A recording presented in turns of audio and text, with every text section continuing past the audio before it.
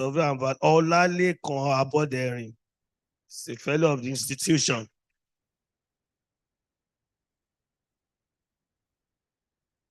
Yes. We also have with us the vice chairman of the board, the Estate Survey and Value Registration Board, SVABON, right here in our midst. Estate Survey and Valuer, Stephen Jagun. You are welcome, sir. Please come up to the high table.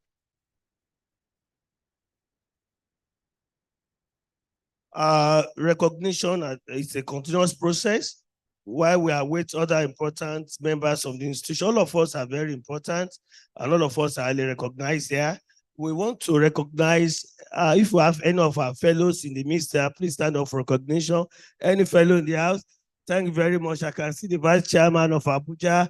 I can see our fellows from the very branch. You are all welcome. You are recognized. Thank you very much. I do have associate members in the midst, not the current associate. Associate above 10 who had been inducted long before now. If you have any, can you just stand up for recognition, please? Any of our associates, thank you very much. You're all welcome. You're all welcome. You're all welcome. And to our brand new associates, you're also welcome. Please appreciate yourself.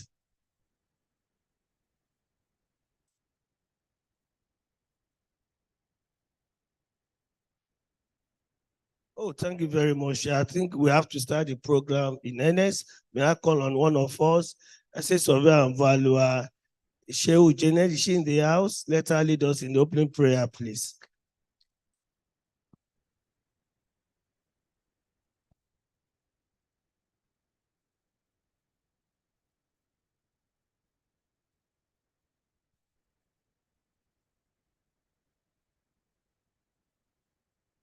Shall we rise to pray, please?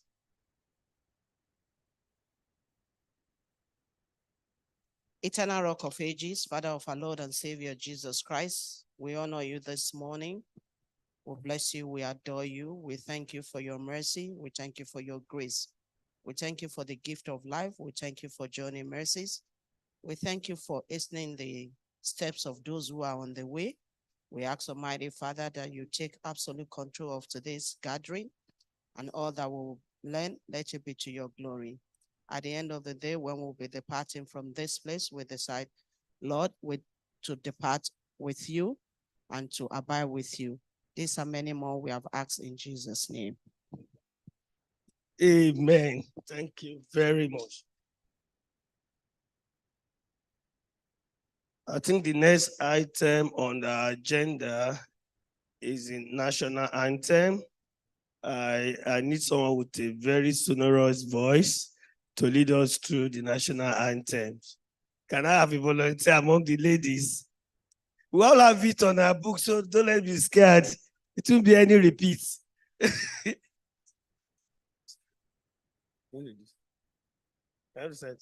So come.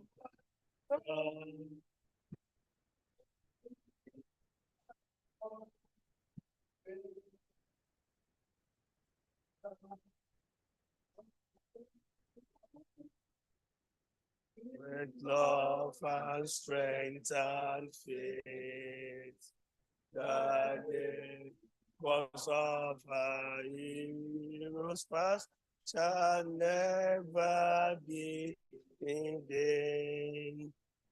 To serve with heart and mind, one day shall bound in freedom. Preside unity. Thank you very much. Please let's have a seat. Thank you very much. We have the opening address by the chairman, the National MCPD Committee, and one and only Olorogun Estate Surveyor and Valuer, Emmanuel Mark, a fellow of the institution. Doctor, thank you very much. Let's have your opening remark.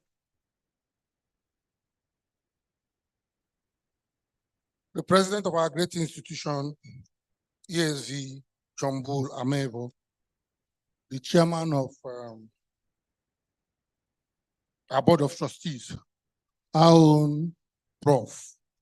Estate Surveyor and Valuer, Austin Otebolu, the vice chairman of the board, my own senior brother and friend, Estate Surveyor, Pastor Stephen Jagun, our distinguished speakers, our lead speaker, our senior and prof, in whom we are well pleased, Professor Babawale,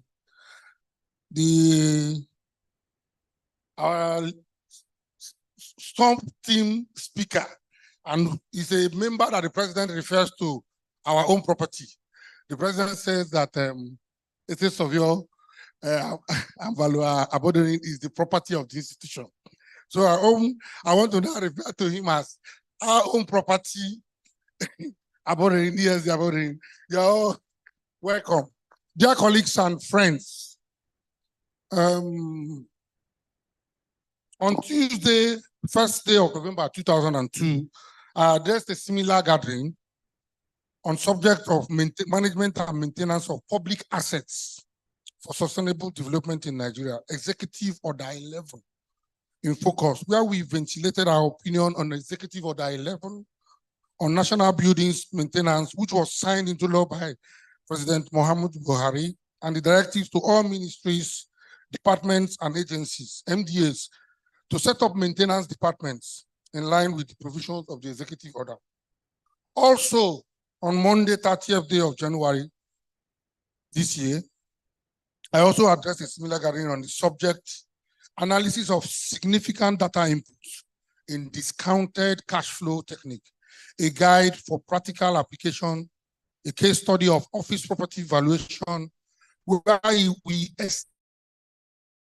discounted cash flow as a technique that determines the present value of future cash flows and how it can be used to derive the value of an investment by applying a discounted rate to each periodic cash flow that is derived from an entity cost of capital.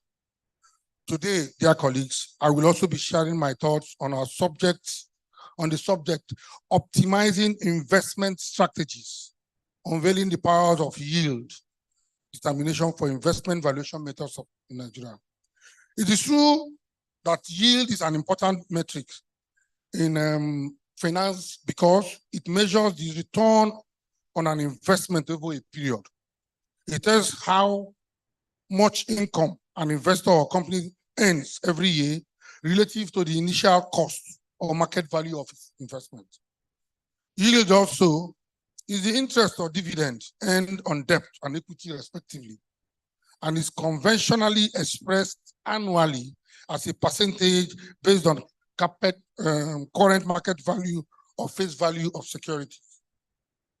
It will be correct to say that the yield is a major decision-making tool used by both companies and investors. And you know, these companies and investors are all our clients. So it is therefore correct to say that the theme of this third National MCPD seminar in this series is not only auspicious, but also expedient. Let me quickly remind us that the primary aim of this National MCPD is to ensure that our expertise are enhanced, all our expertise are enhanced, broadened and scaled up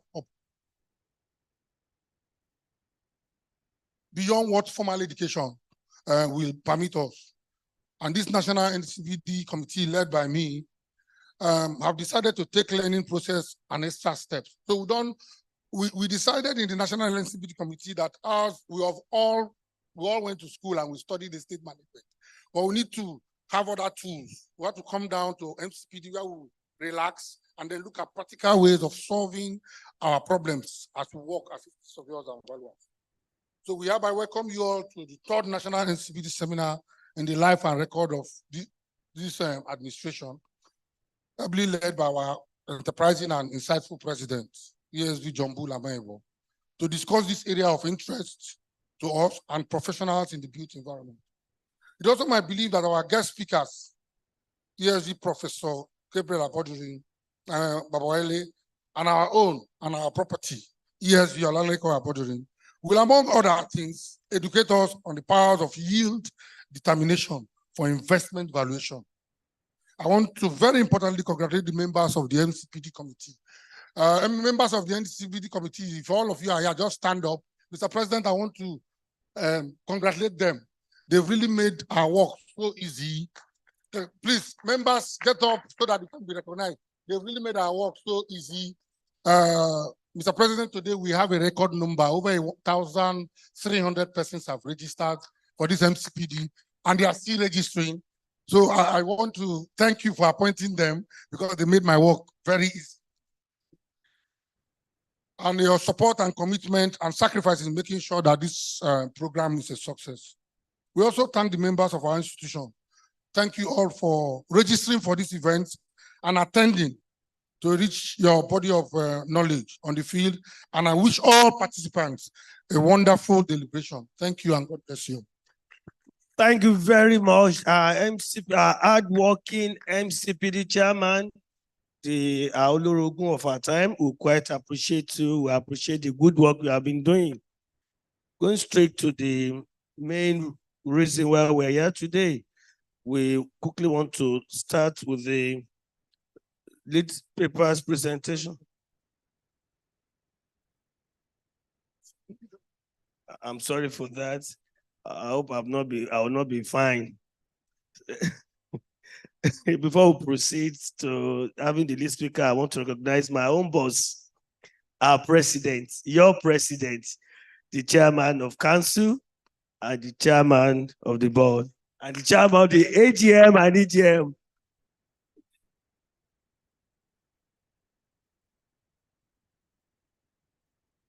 Look, we pay benevolence. You know, the institution will always need money.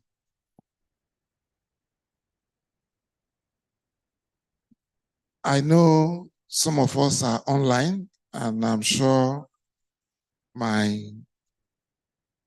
first vice president should be there. You know, he has not slept for weeks now, preparing for your induction. That's the first vice president. Let's clap for him. He has been working tirelessly. HMPS has been giving him a lot of headache. No, they've been working together, and all other committee members. So the first vice president, my second vice president, I'm sure they are online, the chairman, board of trustees, Professor Tegbolu, my vice chairman of the board, the one and only Pastor Jagun. I appreciate you. The chairman MCPD committee, thank you so much. I want to thank you with your committee members. You know, I've always been boxing you, seriously, but you've done very, very well. You've done very, very, very well. Not just the work they are doing, he commits his resources. Yeah. You know, and let me also recognize the deputy registrar of the board, my one and only. Let me not mention the other part. Estate Survey and Valat, Jenesheu. Let me acknowledge the vice chairman, the first female vice chairman of Abuja, Folake Odushigan. Let me acknowledge all the fellows here present, council members, fellows. You know, I've forgotten, you know, I've made jokes of my HMPS. He's a special, wonderful person. So let us applaud him. Yeah. Yeah. All other management committee members here present, maybe online, council members, fellows, associates, and by the grace of God, my wonderful, beautiful, lovely associates to be tomorrow. Clap for yourselves. No, let me also recognize especially the man, the traditional ruler from Bayelsa, my one and only brother. You are welcome. I recognize you. I always admire people from that state. No national program, you will not see people from Bayelsa over 60% attending anywhere in the country. I know them, they're always coming around, whether it's in the east, in the north, they're always there. Thank you, Bayelsa, Remi Hassan. You know, Ogun borrowed you to Bayelsa. Let me recognize, you know, when you have an administration, there are people who assist you in your work, what you do. Let me specially recognize this woman who has been supporting the institution and my programs. Haja Hassana.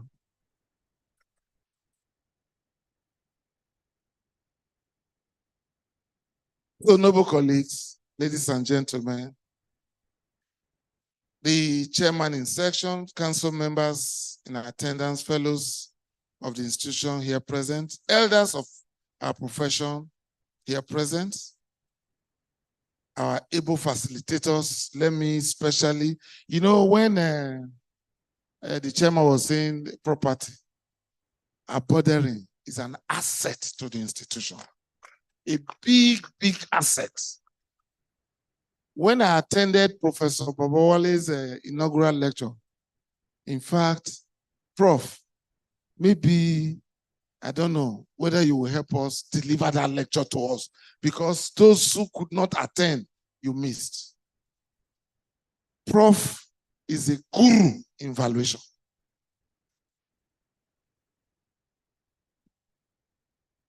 I just said, wow. Prof, you made us proud that day. So my asset, the asset of the institution, the property, is always available.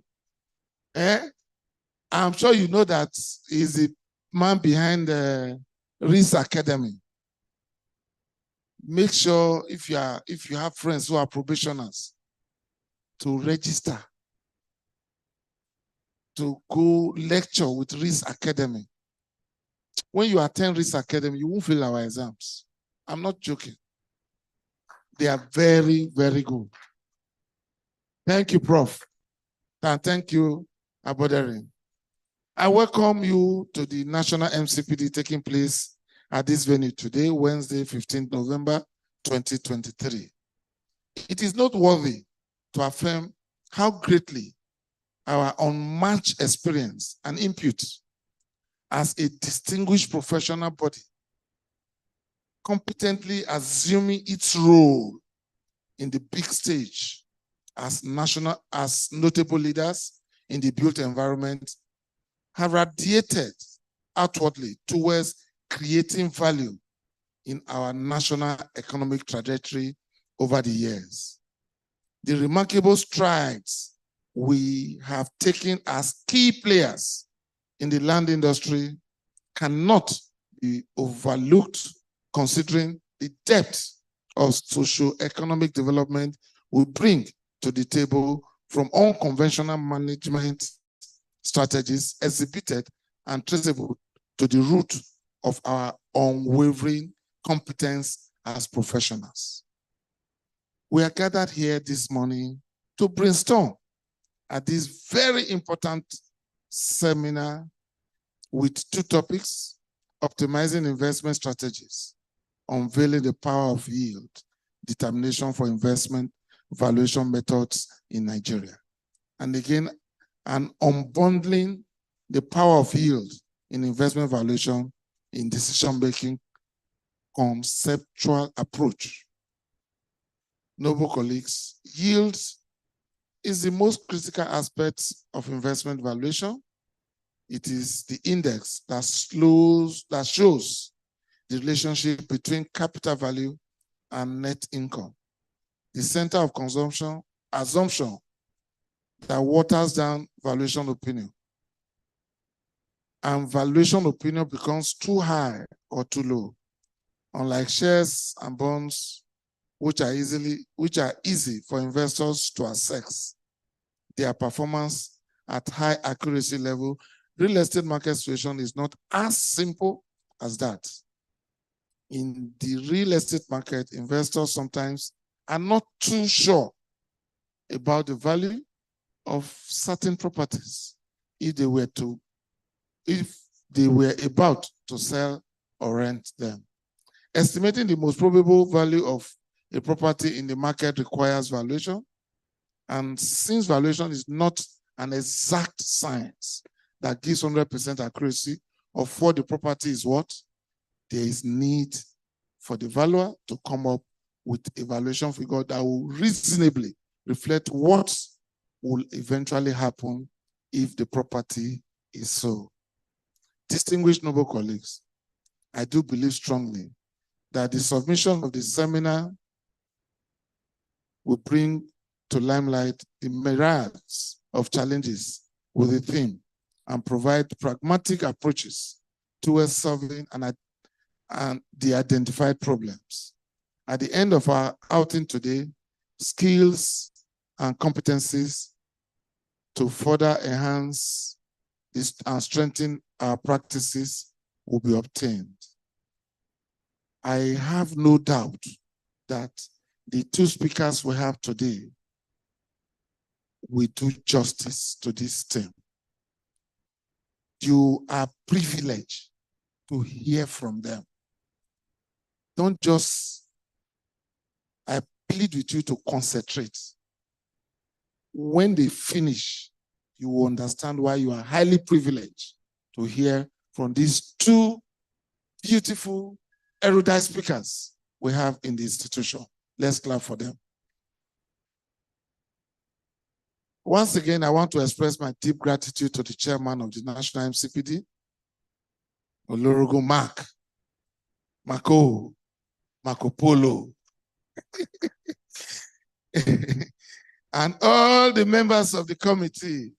I know the vice chairman, Dr. Etel Mendia, the secretary, Olubayo.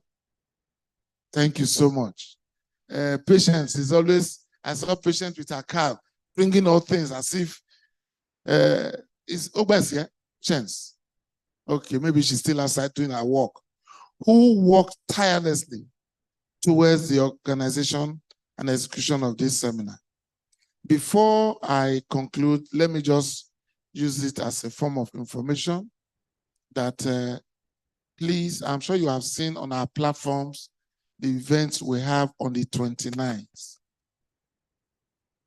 Who knows the event we have on the 29th? New associate to be. Do you know? PRO. It's on their platform. The institution is having a conference with Lagos Business School.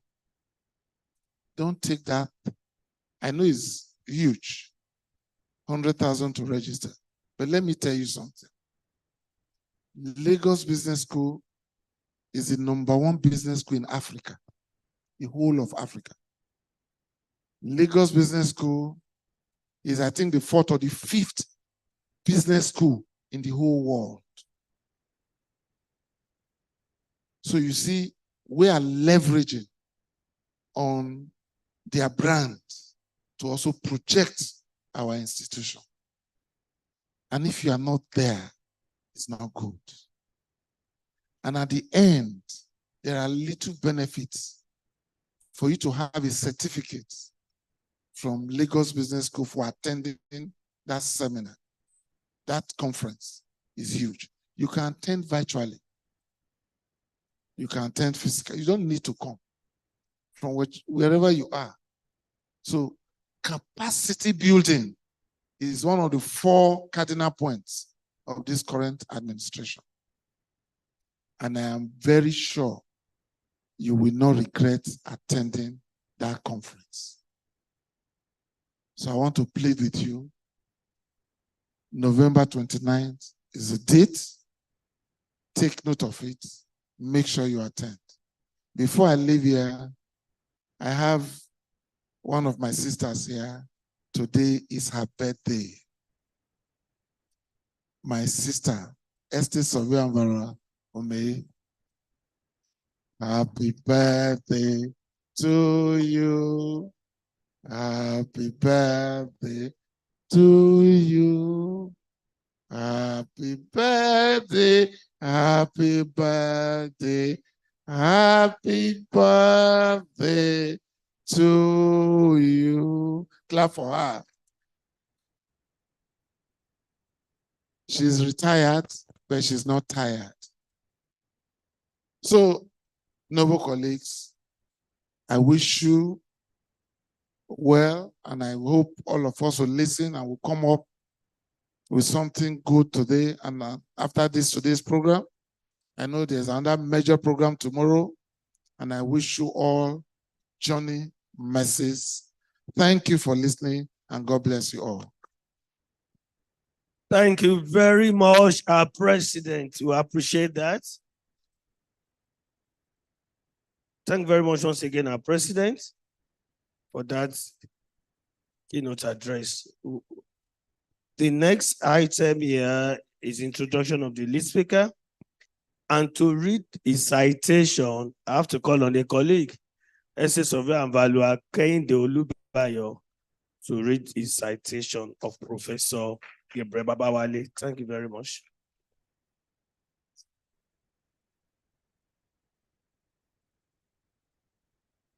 I will request the prof to please be upstanding while I read through his citation.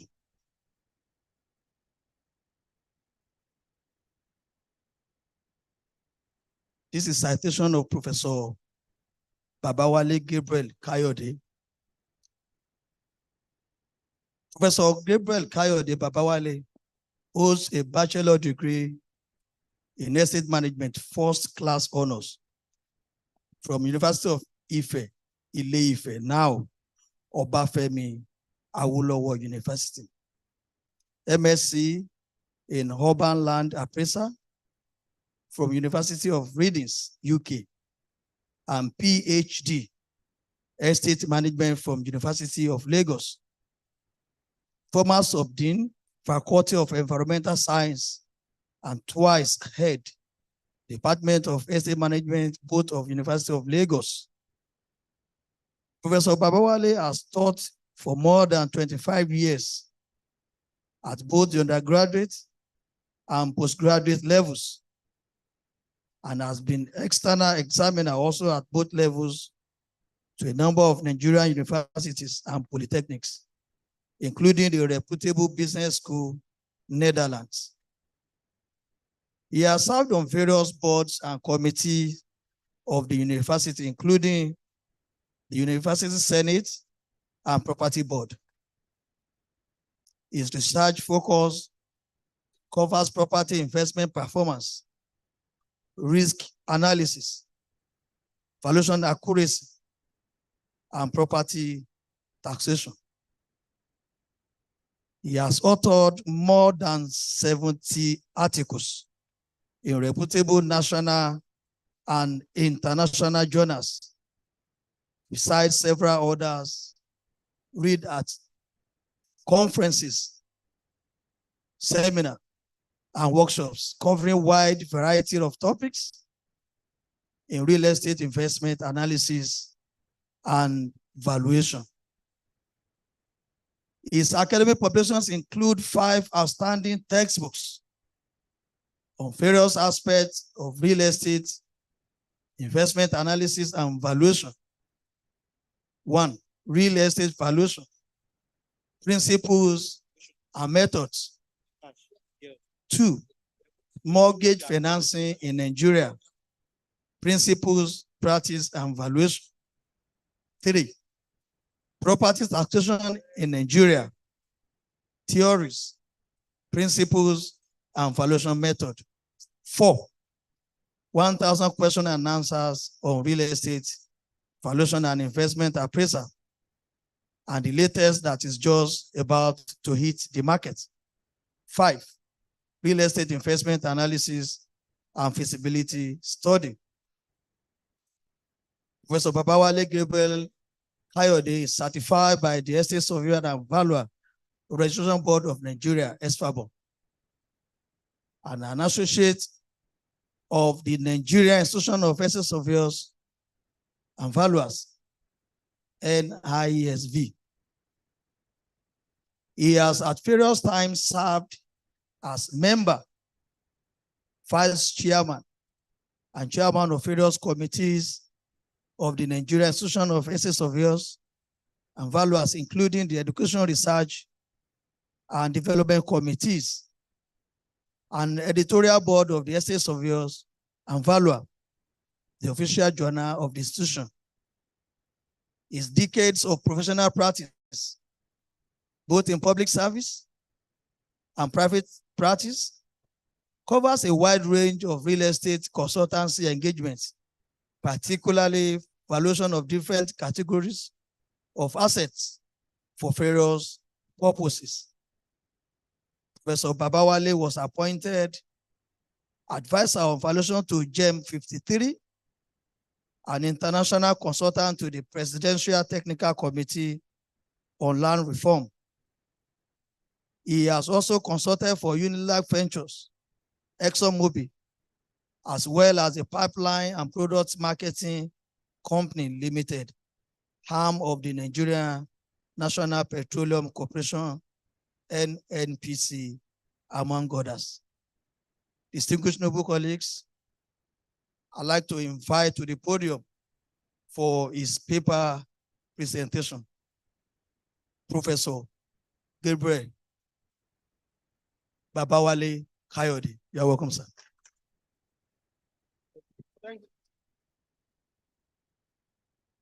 Thank you very much. Before the presentation, we want to quickly request the distinguished guests on the high table to kindly step down for them to be able to have a view of the projection. Thank you very much. While the citation was going on, we quickly want to recognize the presence of the Honorary National Secretary of our institution, Estate Surveyor and Valuer Monday Ayiwe. You are welcome, sir. Prof.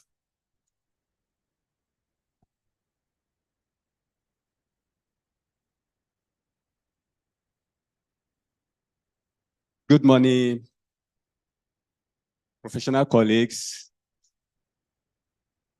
I want to really appreciate our able president and chairman in council.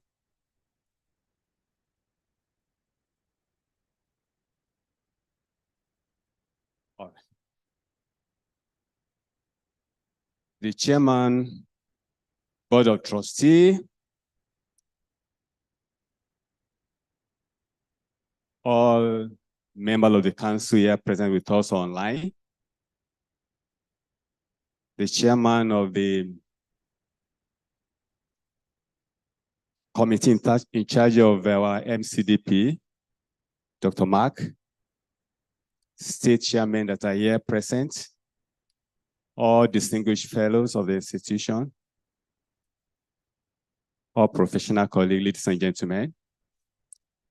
I want to appreciate this invitation and the honor you have given unto me to present this lead paper today.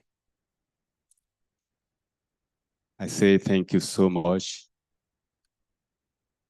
The topic before us this morning, or the one that I'm supposed to deal with, is optimizing investment strategies, unveiling the power of yield determination in investment valuation method in Nigeria, where it all has to do with investments. I'm sure as we are coming today, we see people, everybody running from one place to another, So many people in Lagos, from Kaduna, from all over the state. And if you ask them what they have come here to do, it's business, it's investment. And particularly with our profession, where apart from our individual business, we are supposed to be the counselor, the chief counselor in the property market or with property investments, you know, giving advice and counsel to individuals, firms, or any other economic entity that has interest in property. And so the essence of this lecture is look at the topic itself, can take out some few very important words there. Optimizing is actually making the best use or most effective use of a situation or on maybe an item. And strategy has to do with making a plan on how to achieve a goal. And you talk about the power of yield. That means we recognize the fact that yield is very, very powerful. When something is very powerful, you have to ensure that you make the best use of it because that power could be used negatively or positively. So this morning we'll be looking at that power that yield has in optimizing investment return and ensuring that we understand, especially because as we are going to see, yield is very, very important and so very central to a particular method we use in pricing and advising on investments. We need to understand the nitty-gritty of this particular item that it costs yield. So I have my preamble. I say all through the evaluation world, that's slide number 2, investment decisions are made daily, which requires investors to choose from among numerous alternative investment opportunities with varying risk and return combination. We're going to return to that very shortly. For this purpose, a variety of performance measurement metrics are always engaged by decision makers to improve decision making and, of course, ultimately to improve return.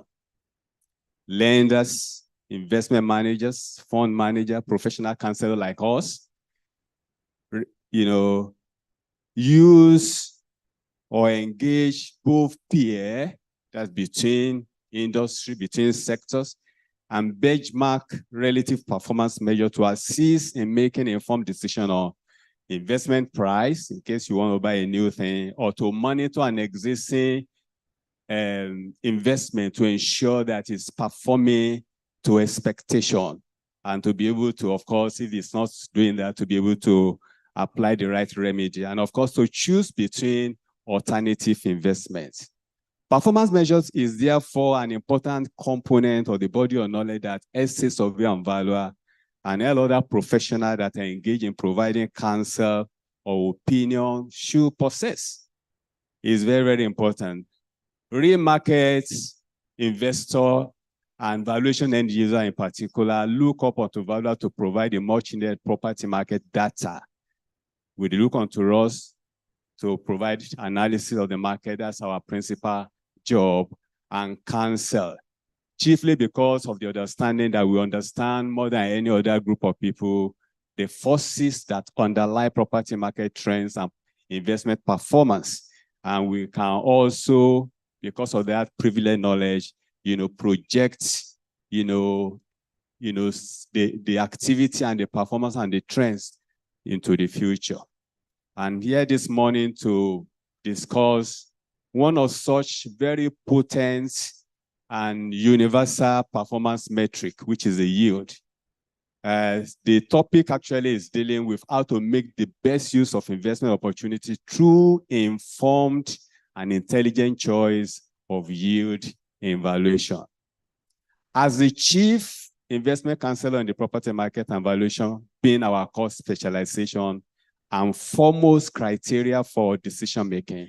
The choice of this topic, I think, is very thoughtful as well as expedient. A good understanding of the concept of yield and the correct application, we know that boosts valuers' confidence, and significantly it will improve the quality of our service delivery in many aspects of our professional engagements, particularly in property management, valuation, investments appraisal, and a few other ones. Now, to be able to do justice to that, as we go to slide number 3, I want to quickly run through about 7 sub-ed as fast as I could, because we need to set this discussion in the right perspective so that we can understand where we are coming from and we'll be able to appreciate the power of the yield and how we need to deal with it so that we can take advantage of it instead of the other side of it. Now, I want to look at what is investment pricing model, yield definition and characteristics, significance of yield and risk trade-off, and yield in real estate valuation.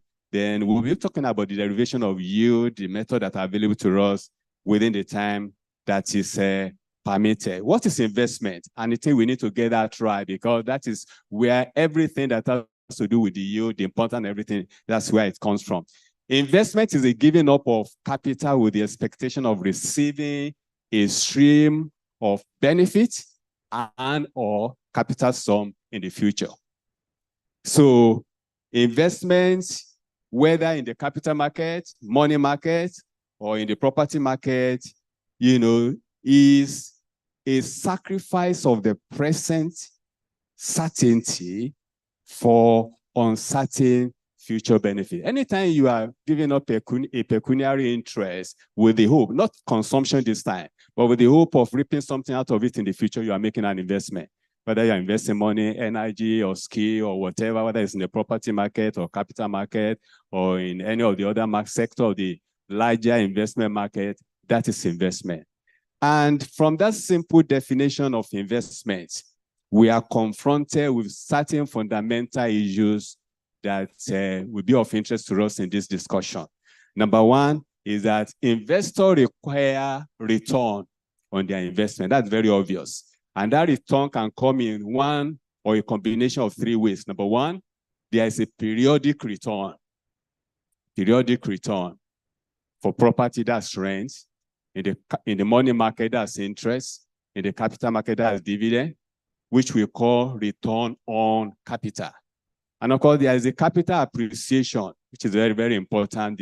The attractive in properties is in that, the capital appreciation, which is called the return of capital. And of course, there's a third one. This is a psychic income, which is the positive feeling that arises from ownership of investment, which is very strong in property. So these are the 3. That's return on investment. Number 2 is that the fact that investment is today and the future return, it immediately introduces risk and uncertainty into every form of investment, because as the saying goes, the only thing that is certain about the future is that the future is uncertain. So the moment you are doing investment, automatically uncertainty and risk is introduced to you. You don't want to take risks, you don't want to do business. All right.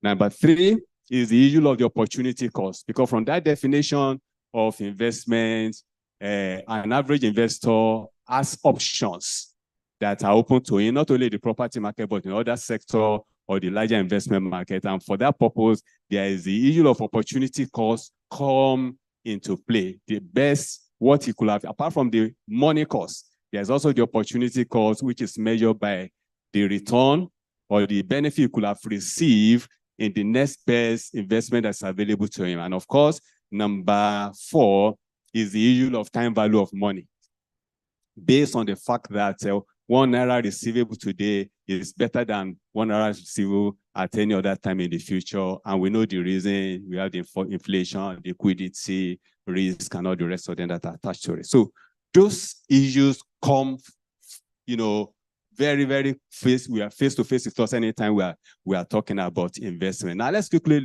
go to slide number 5. Let's look at the investment pricing model. How do we price investments? How do we price investment? Now, over the years, investment pricing model have been developed which emphasize the relationship between the investment value. We should not forget what we have said about investment. You sacrifice something today with the expectation in the future. So there must be a relationship between what you sacrifice today and what you are expecting in the future. So investment model have been developed to capture, and I need to emphasize that one, that the model is to capture the thinking of the decision maker. It's not really about the property. Model, what we call approach or method that we're going to see later, is not mimicking the property. It's mimicking the decision maker. That this is the way decision makers are thinking, and that's why we want to do valuation. We must be more concerned with the people in that market primarily. You know, how do they determine? You know, do they think in terms of cash flow, or do they think in terms of how much will it cost me to replace this property? You know, so if you can't get the perception or the thinking of the major player in that submarket right, no matter what method you use, ab initio, it will be wrong. I think we'll come to that later. But we need to know that, you know, there have been models that have been created to be able to relate what is given up today to what is expected in the future.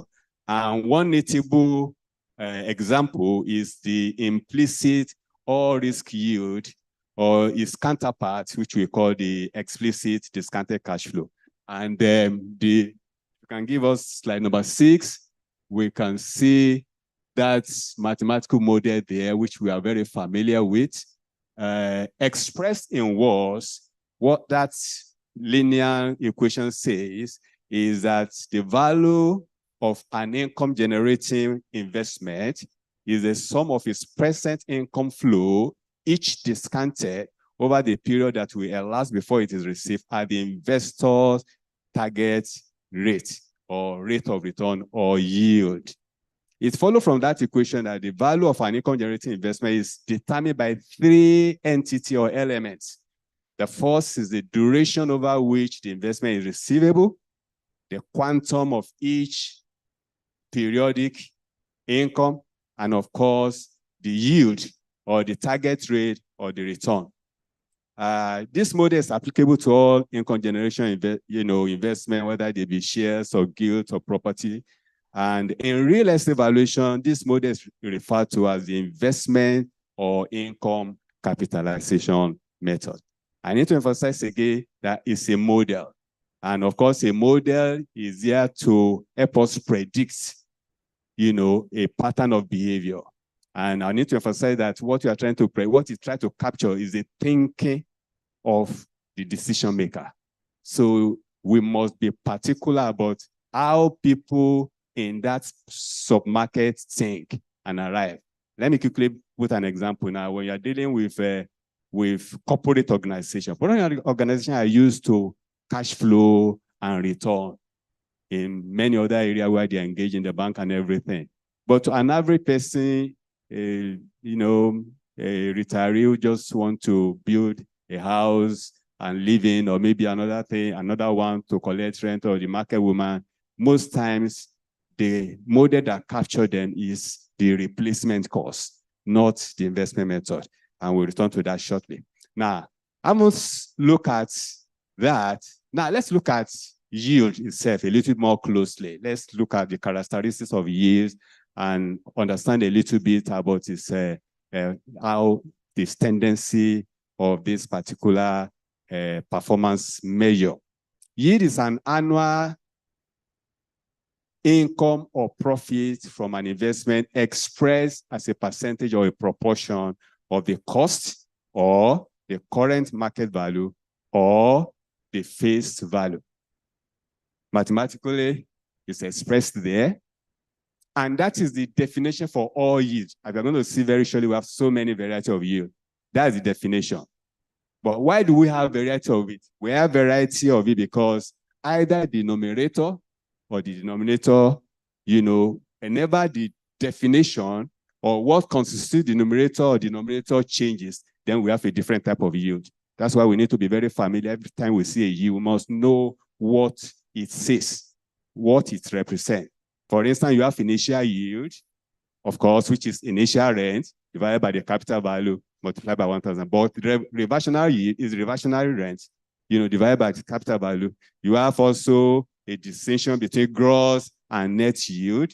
Nominal yield, real yield. Nominal yield is real yield is nominal yield minus inflation rate. So you have variety of yield. You have initial yield, reversionary yield, exit yield, gross yield, net yield, equated yield, equivalent yield, redemption yield, all risk yield, annual yield, gross redemption yield. You have them like that, but the same definition. Net income over capital value, but depending on how the net income is defined, depending on how the capital value is defined. So any change in either or both will give you a different yield. And that's why we need to be very sure which yield is really referred to anytime we see yield. So it means that yield, slide number 8, yield can therefore be used in different situations to mean different things. Yield also is used synonymously with rate of return. Discount rate, talking about the same yield. Sinking fund rate is yield. Rate of return, investor target rate. Lenders call it interest rate or the rate of interest. They are all yield. They are all the same thing, the same definition, depending on how you define your denominator, your numerator. Factors affecting yield include an investment's peculiar risk. Every investment has their peculiar risk, and we have that so much in the property market.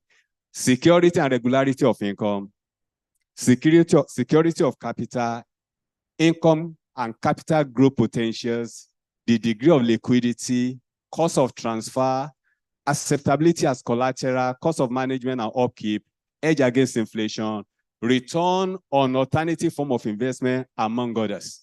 So you see that yield is a single measure of a very complex mixture of positive and negative attribute of an investment. So many things come into yield. And that made this determination, not only enigmatic, but also controversial.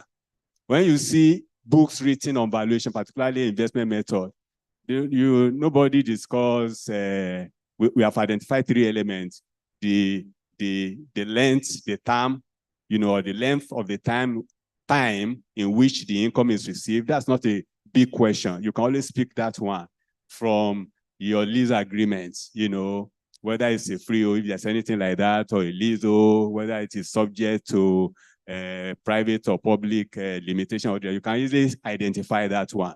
And we do that very well in our report. And of course, when it comes to net income, gross income minus net operating expenses, that too is there's no controversy there. And we do fairly well in justifying it. But the most controversial and again enigmatic, as I said, is the yield. All the books you write on valuation and all the rest of them, the main discussion, all the principal discussion is the yield because it's very controversial. Unfortunately, when you look at our valuation report, this is the one that is least explained, least accounted for.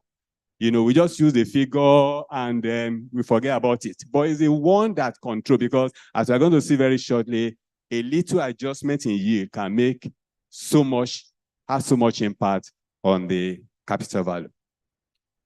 So this general principle, as I apply generally, all these factors we have mentioned, which reflect which the yield is supposed to typify, to represent, apply universally. But the application between investment type differ. The strength, the relative contribution of each to the yield for a particular investment, it's differ. Now, let's look at significance of yield. Why is yield so significant? What's the big deal about yield? Yield is a potent, slide number 9. Yield is a potent and versatile investment decision tool.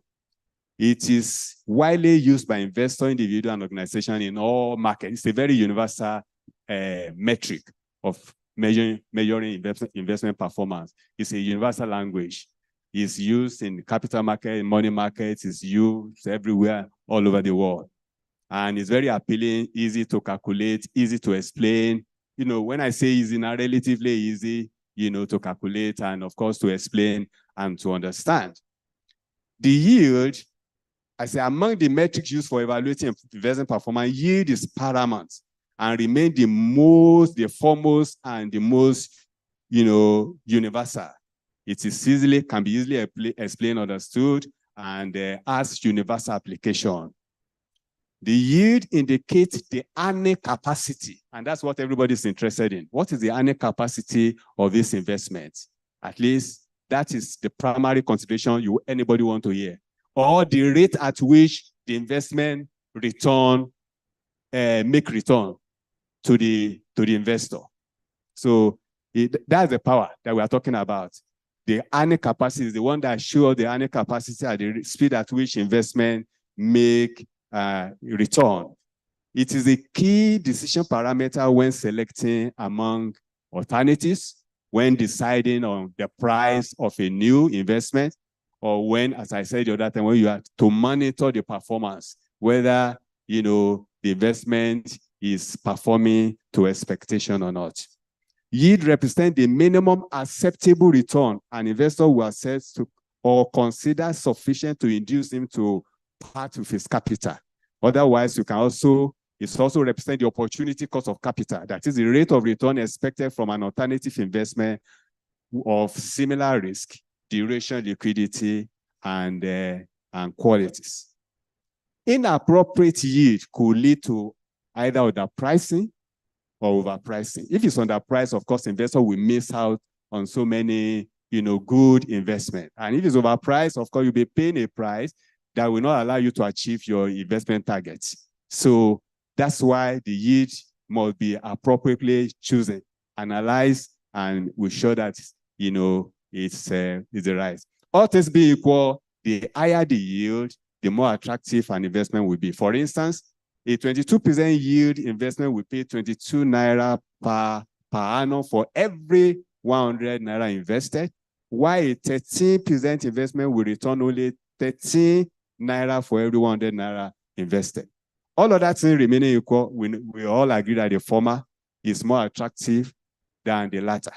However, the concept of yield is not as simple as straightforward as that. For a yield also not only indicates the capacity to earn, but also incorporate risk. You know, also incorporate risk. Because as we are going to see very shortly, you can't talk about risk without talking about risk. No, there's no fruitful, useful discussion about return or yield without corresponding, if I may use that word, discussion on the associated yield. So, and because the factors that affect yield, risk, are very many. Let's look at property now. Yeah, we are talking about tenants. There's a tenant risk. There's legislative risk, change of law. There's a political risk, change in politics. There's liquidity risk. There's inflation risk. There is environmental risk. There's so many factors that affect property, which property is exposed to a lot of risk factors that other investments are not, you know, exposed to. So many factors that affect risk, and that makes the issue of determination of yield a little bit complicated, you know.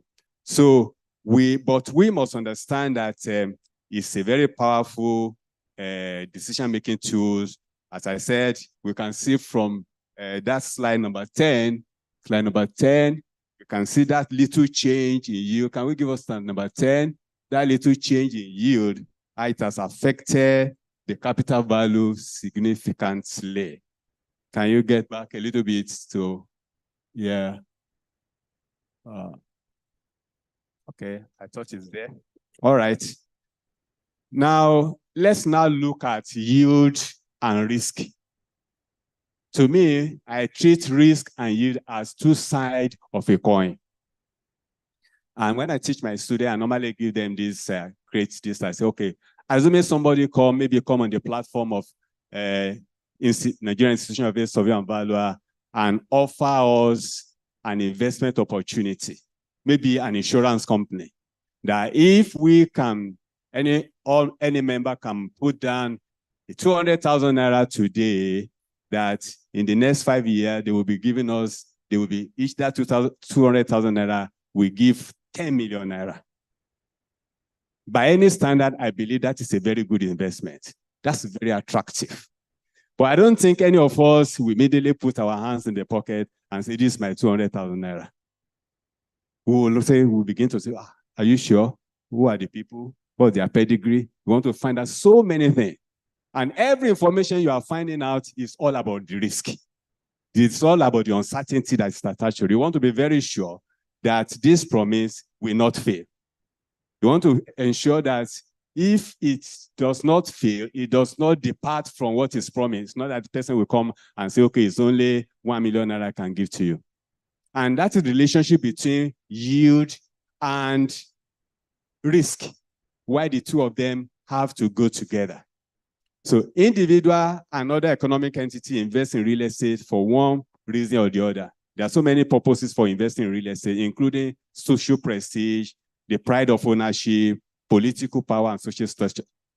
However, a fundamental assumption in modern decision theory is that investors seek in their investment decision to maximize profits. Profit maximization is what modern investment decision recognize as the only goal for investment. After we have done the analysis, all the analysis we do is based on profit maximization. After we have used our IRR, MPV, capital value, the man can now bring in the issue of political status or social status and say, well, it's not performing very well, but I think because of my status, I want to do it. But every financial analysis is based on profit maximization. Profit maximization or wealth maximization implies that investors select investment based on their risk and return characteristics. From accepting low risk for low return at one end to high risk and high return at the other end. Investors have to choose in between. And every choice that is made is a combination of risk and return, which turn investment decision to more or less a risk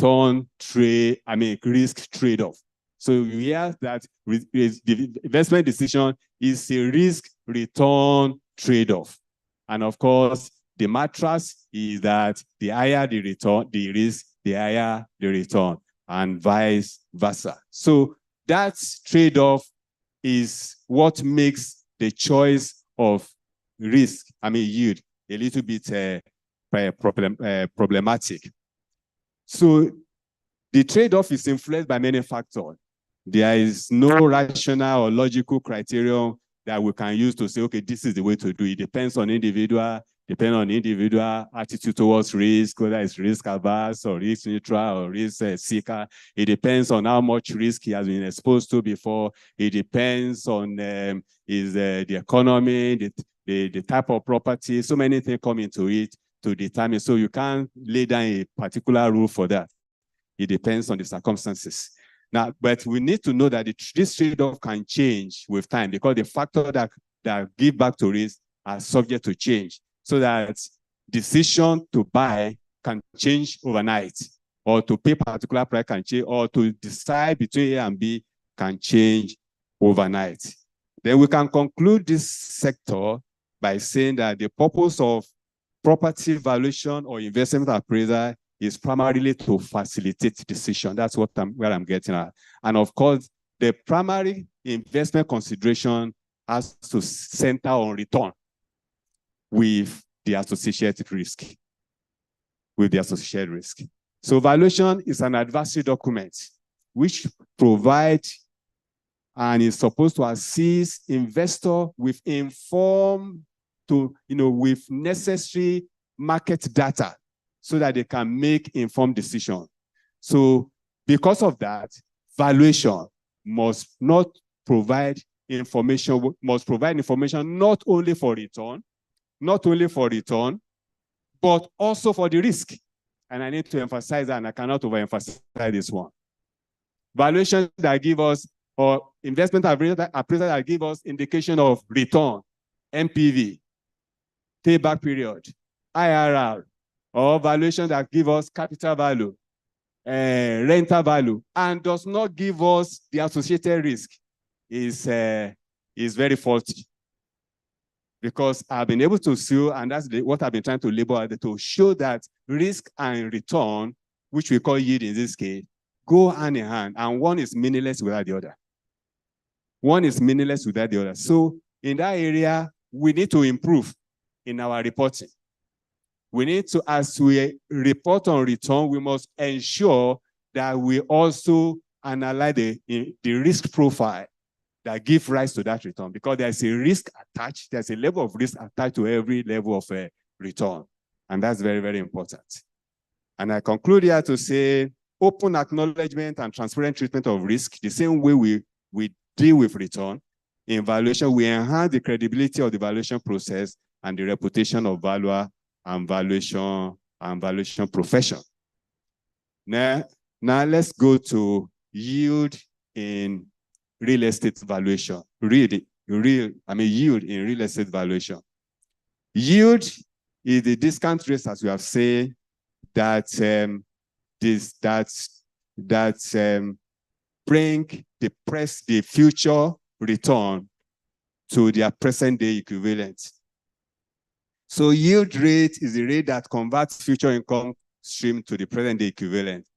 In the income capitalization method of valuation, value is invariably determined by three factors, as we have identified the other time: the income, the term, and the yield. And I've already said that of these three, the most crucial, the most enigmatic, and the most controversial is the yield. I also remark that that is the area where we have not been doing very well in our valuation reporting. And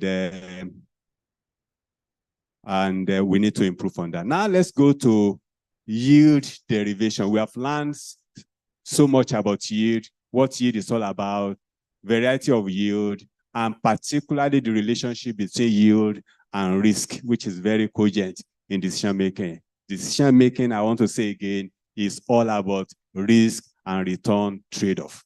And if we are providing information for decision making, we must ensure that we provide information not only for the return, but also for the risk that is go with it.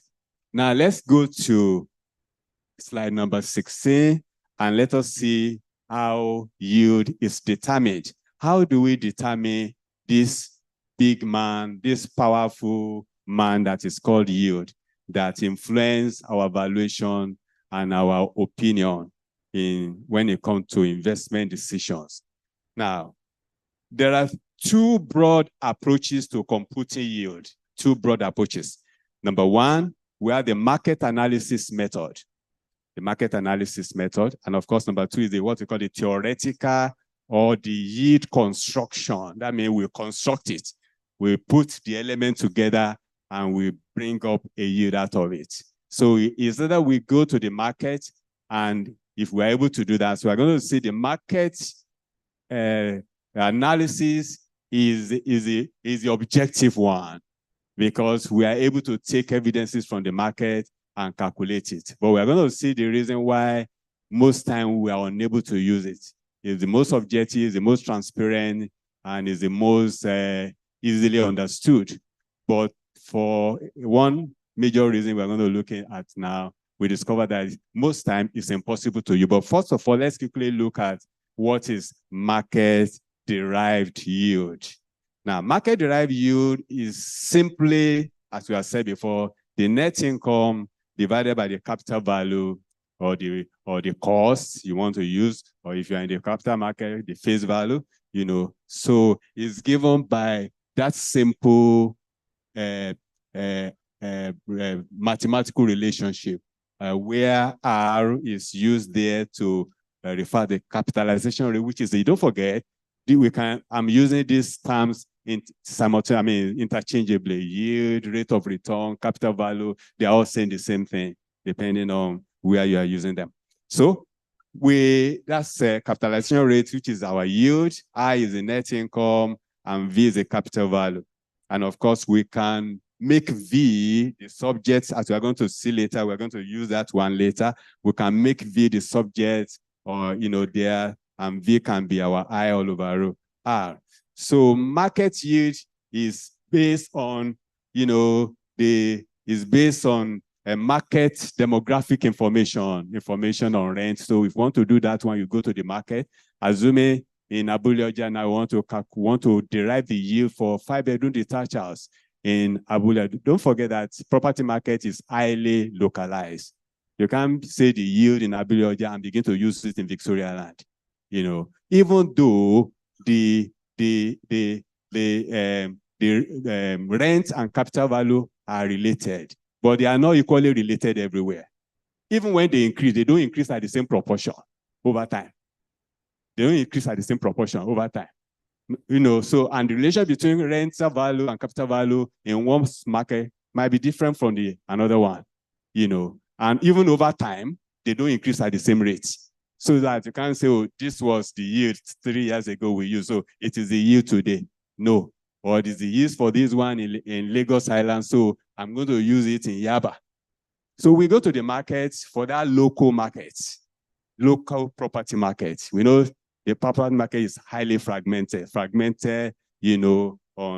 on property types, on location, on ownership, on quality of investment. By the time you put all those lines there, Lagos property market is giving you about 250, 300, 400 sub-market, each of them with their peculiarity in terms of how people take decisions, where they get their money, how they finance their property investment, their expectation, how they react to changes in price and all the rest of them. So each of the sub-market has some level of peculiarity, and you have to treat market in that way. It's not like capital market that is the one single market and everything speaks for the whole country. So you go to that market, you collect evidences, current evidences on rental value and capital value. And just take the rental value divided by capital value, expressed in percentage, that will give you the yield for that individual.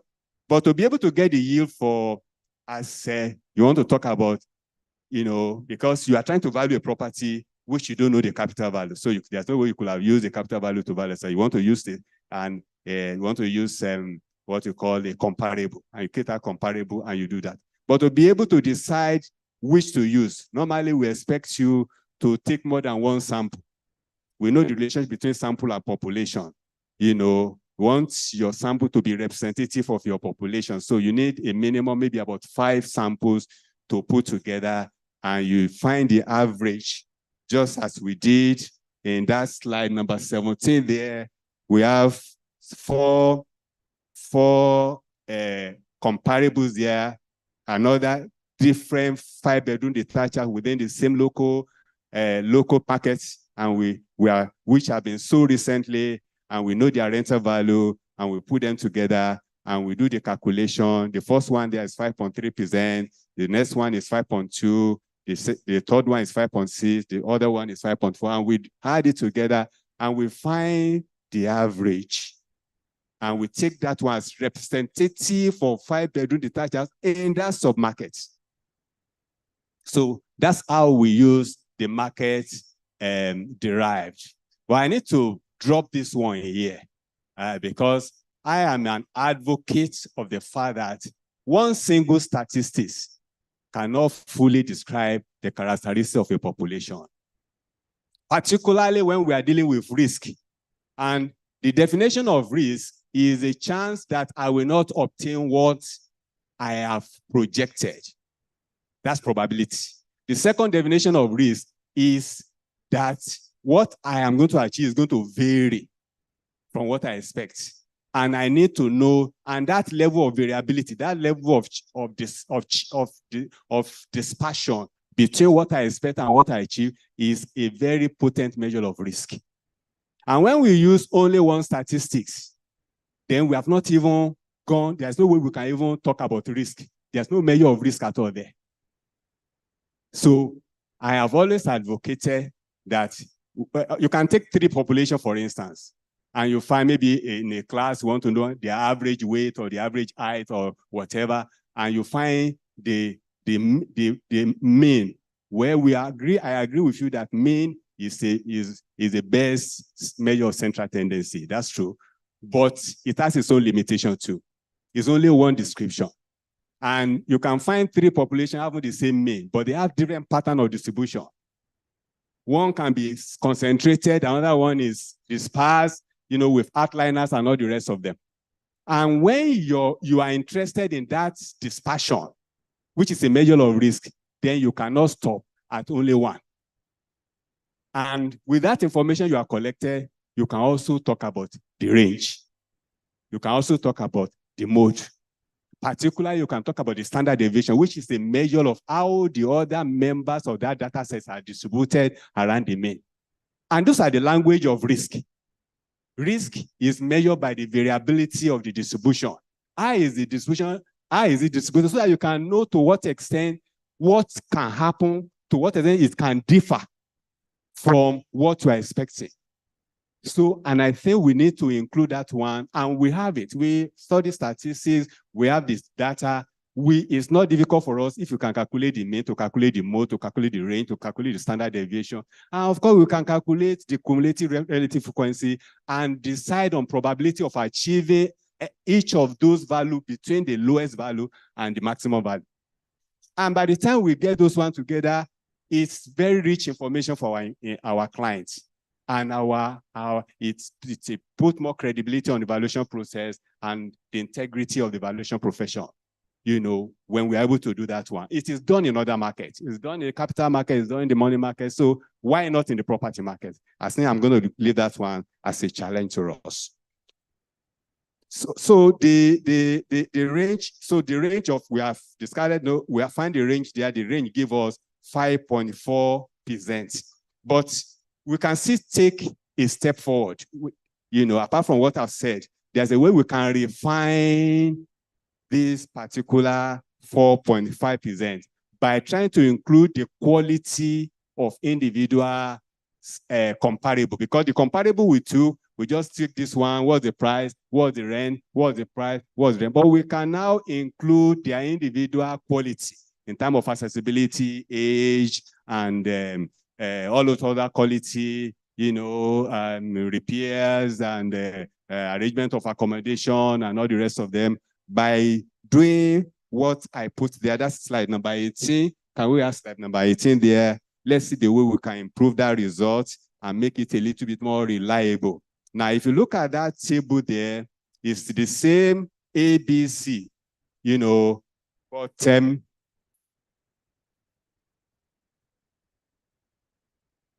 all right, I have 10 minutes to go. So I'll just stop where I can. I think we have the paper with us. Now, it's the same ABCD, all right? ABCD.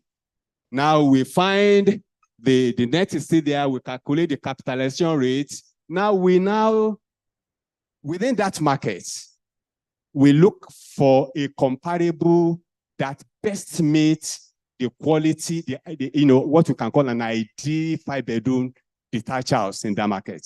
And we give that one 100% rating. And we try to evaluate the other one based on their age, their state of repair, their accessibility, and relative to that one. And that is the column number 1, 2, 3, 4, 5 there. The first one relative to the one that is ideal, which is 100%, is rated as 80% in quality. The next one is rated as 90% in quality. The next one, 75% in quality. The next one, 85% in quality. And we can have the last column here, which is the multiplication of the column number 4 and column number 5, which give us the indicated, ideal investment. And we get that one on the average again to be 3.45. Now, from the rating established, the average of 4.35 may be considered the reasonable, yield for an ideal 5-bedroom detached in that market. Now, if we now have the property we want to value now, you now bring the property we want to value. Assuming the want to value now, all these are comparable. We have not really dealt with the property we want to value. The property we want to value now, assuming we assess it to be 95% in quality relative to the ideal investment.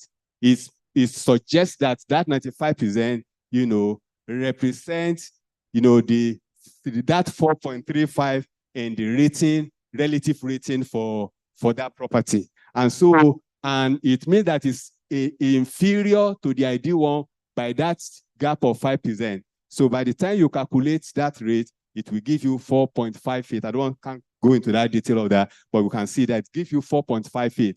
And that has already incorporated the quality of the individual comparables into that particular estimate. So that's improved the quality of that analysis. The basic analysis is to take sufficient sample, find the average, but you can improve it by this quality rating, which incorporates the individual quality of the sample that we have already taken up. Now, the second method, apart from market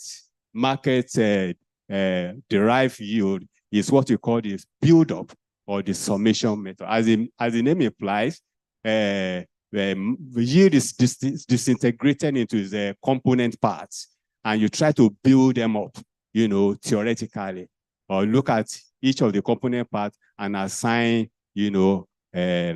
assign value for it. Ivan Fisher, a very important economist, in his book, The Theory of Interest, is the first one to establish the basis for this, the breaking down of yield into its component parts. When he recognized time, expected inflation, and risk as the major component of risk. But from the example that we can see in slide 20 there, can we have slide 20? Thank you so much. We can see that when you want to do that, the first thing you do is to find a risk-free neutral rate, which is obtainable in the general economy. It doesn't have to be in the property market, maybe in the capital market. As a matter of fact, you find that one more in the capital market. What is the most riskless rate of return? Riskless, a free rate investment. And normally it is always associated with the government, gilt, the government bond, long dated, government bond. It is regarded as the most riskless form of investment in any economy, because it is backed up by the central bank, and it is believed that both the security of capital and income is very high. In as much as there is a government in place, you can be sure your treasury bill, your government bond will be paid as and when due. So it represents the most risk-free form of investment within any economy. So you put that one there, which represents every investment starts with that, because every investment has, their own return. And the basic one is the risk-free, which actually take care of waiting, the time of waiting. Every investment informs waiting. So this risk-free, represent the time of waiting, that time value of money that you make investment today and you are not receiving anything into the future. So that's the risk-free rate. Now, above that, every other investment have some other element of risk, either liquidity, the ability to be converted without incurring additional cost, whether it's a tenant risk, whether it's a legislative risk, whether it's a capital market rate risk, whether it's exchange rate risk, whether it's environmental risk. Then you now identify every other risk element that goes with that type of investment. Like in this case, we have the operating expenses, which is management in property, which is really very, very important. And we have liquidity risk, which is the ability for the investment to be converted to cash at this shortest possible time without incurring costs. And we have psychic income, we have growth potential. Now, if you look at those risk elements, you discover that the risk-free rate is that 15.46. The peculiar risk attributable to that investment is estimated at 1.58, which is higher than the risk on the government gilt. So it's a plus. The operating expenses, the property has management problem over and above that which you associated with stocks, because with your stocks, you don't buy your stocks. Maybe once in a while, you look at your paper, talk to your cross broker about property, maintenance, tenants, problem, and all the rest of them. So that means relative to stock, that's a negative factor for property. So it's going to be a plus because that's an additional risk. An investor will require an additional return to compensate for that additional problem. For liquidity, again, relative to stock, property is very highly liquid. Your stock, your treasury bill today, overnight, you can convert it to cash at very minimum cost. But when it's property, God help you, can be there for the next 2 or 3 years, you are still looking for buyer at very great cost. So that's a negative one. So that's going to be operating cost. So that's a negative plus. So it's going to be an addition to that one. But when you talk about psychic income relative to guilt, property has an advantage in that if you have shares now, some of us who have shares now, nobody can know. There's no way anybody can know what shares you have or anything. But when you come to property, there is that positive feeling of ownership of property. So for property, psychic income is very positive relative to stocks. So that makes that one negative. Then growth potential. Property has a lot of growth potential more than the stock. And because of that one too, so that's negative. And by the time you now add them together, the risk-free rate plus the plus and the plus and the plus and the minus, that is how you arrive at your yield for that part of property. Okay. So, and you can do that for as many property as one. Depending what constitutes the element you are going to consider, depending on the property you are dealing with. What are the major risk elements? What are the major things that the performance of this investment is vulnerable to? Those are the things you consider and you're trying to. Now, how do we come about this figure? Market study. There's no other way to it. We get all this information by thorough market study. And I want to appeal to us as we join now with the academics. In academics now, we have our master's program, we have our PhD program. We don't want people to just come to us and say, I want to do this time, and they finish it and it's on the shelf. The research must be generated from the practice. We want to know the contribution of operating expenses to risk. We want to know the contribution of liquidity to risk. Then when somebody wants to do his master decision, they go and look at this one, go and look at this information in this market, and that's going to mutually help us, both the academic and the practice. Where we have 2 other methods of risk construction, and I think I will quickly, just permit me just 2 minutes. I won't waste time because they are easy. I think I can easily explain them. The first one is called the band of investment method. And if you can give me slide number 2, I'll just quickly explain that one. And the other one, I think we can read it up at our leisure. Band of investments method. As a matter of fact, I would have loved to look at the last one, which is more applicable to our situation. But let me just look at this one. I'm sure we'll be able to.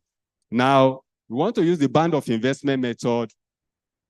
We need information on mortgage. That's why I want to leave that one, because it depends on a well-developed mortgage market, whereby we can get information on loan to value and interest to net income, information both on the first mortgage and the second mortgage. And where we are able to do that, the calculation is just as we've shown in slide number 22 there. The first mortgage, what is the loan to value ratio? Now it's 50%. If you look at that question, it's 50%. That made the mortgage institution by their policy will give 50% as loan for the first mortgage. And the second mortgage, they are going to give only 25%. First mortgage is the money you receive to buy the property. The second mortgage is actually is a charge against that existing property, which you can use to buy anything that you want. There's a third mortgage also in the same property. And of course, we have the equity, equity contribution there. So 500 half of the money comes for the first mortgage, 25% comes for the second mortgage, and the investor is providing 25%. And that is the rate. The rate of interest for the first mortgage is 15%. And of course, second mortgage is riskier than the first, so the rate is always higher. That's 60%. And of course, equity return will always be higher than the debt rate. So equity return is 20. And all you need to do is to calculate the weighted average for the two of them, multiply number one, number two, and just find the average, and that will give you the yield for that class of property. Thank you very much for listening. I think the remaining one will be able to pick it up where it is. Yeah, thank you very much, Professor. Please, let's appreciate him once again. A round of applause to our professor.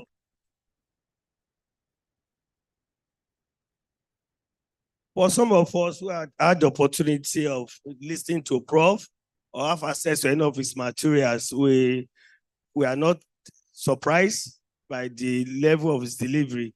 Prof, we appreciate you. We thank you for that. Noble colleagues, I think we have to call on the next speaker. So afterwards, then we can now, and many of us have a lot of questions, many of us have a lot of contributions and input. So I think it's better we take everything together. Prof has been able to do justice to the main thing, and we hope our second speaker will do more. Why, before we call on the speaker, we also have to recognize the presence of some of our distinguished colleagues who just came in during the course of the presentation. We have our second vice president here, all the way from Kaduna, SS Surveyor and Valuer, Malam Bature. You are welcome.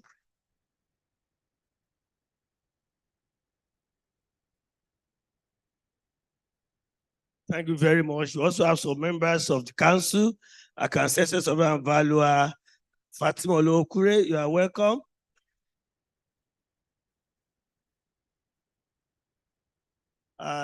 Essay Surveyor and Valuer Victor Ayeye. I thought I saw him, a member of council, and every member of council, you are all welcome. You are recognized. Thank you very much. And some other distinguished fellows and members of the institution, you are welcome. Quickly, we'll go to the next presentation, and permit me to call on my own assistants, the Assistant Honorary National Publicity Secretary, Essay Surveyor and Valuer Richard Olodu, a fellow of the institution,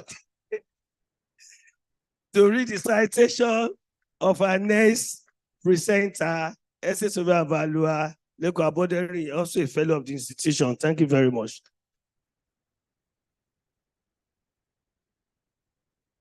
Standing on already established protocol, I would like to invite our amiable speaker, Estate Surveyor and Valuer Olalekan Isiaka Aboderi, a fellow of the institution. Don't mind the printer error you see by his name. It's just a printer error.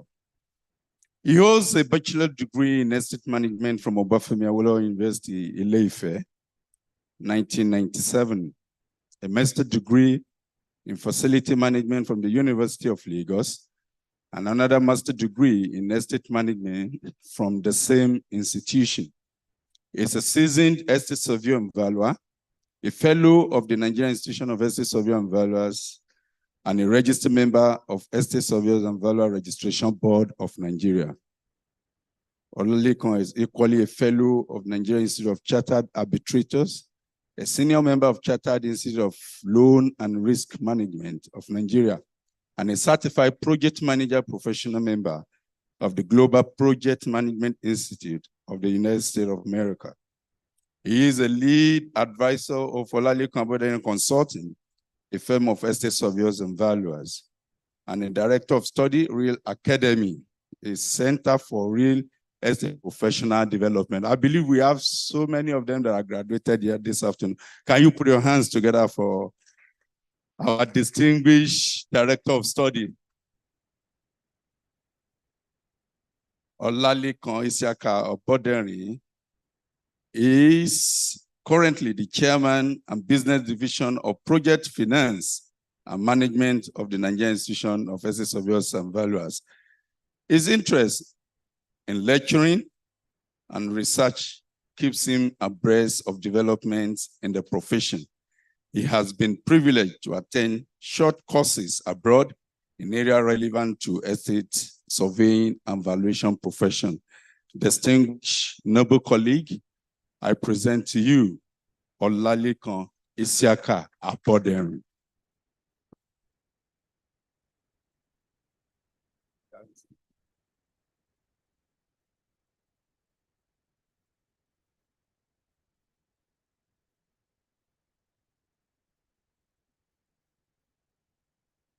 Okay, good morning, noble colleagues. I'm highly humbled to be here, standing in front of these distinguished members of this profession. I want to stand on existing protocol because of time, but I want to sincerely appreciate this honor to stand before you and talk about the power of yield. So while standing on existing protocol, please permit me to recognize the professors here seated. Because you see, it's important to recognize the professors. And I wonder what you expect me to say when an erudite professor of valuation had delivered a very well-reached, well-researched paper. My prof, thank you so much, sir. Sorry, in Yoruba land, erin kì í fọ́n kí ọmọ rẹ̀ náà fọ́n. I think with the permission of my professor, I would just try and see, just because incidentally, if you look at our topics, they are more or less interconnected, very, very close. And I always tell my people at my academy, in some cases when I talk about questions and they say, you set that question, I say, I didn't set any question. I don't even have rights to set questions in naives. I can set and submit to the data bank, but not that I can be part of education committee. But if we follow the same corridor towards a city center, we will see the same thing left and right. I have the first vice president in now. You are welcome, sir. You are welcome, sir.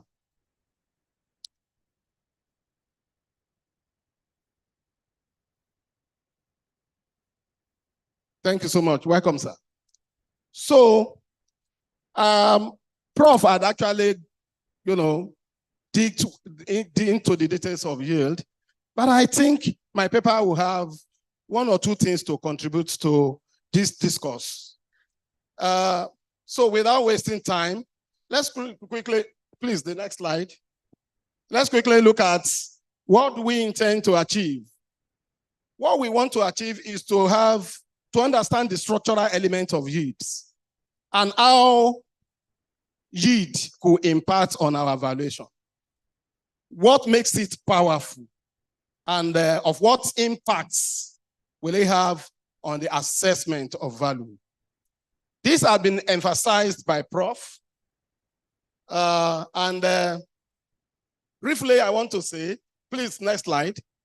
I want to quickly say that, you are not sliding, no. Anyway, I want to quickly say that when talking about yield, in valuation, we are looking at income approach. And income approach today has an array of techniques, different techniques.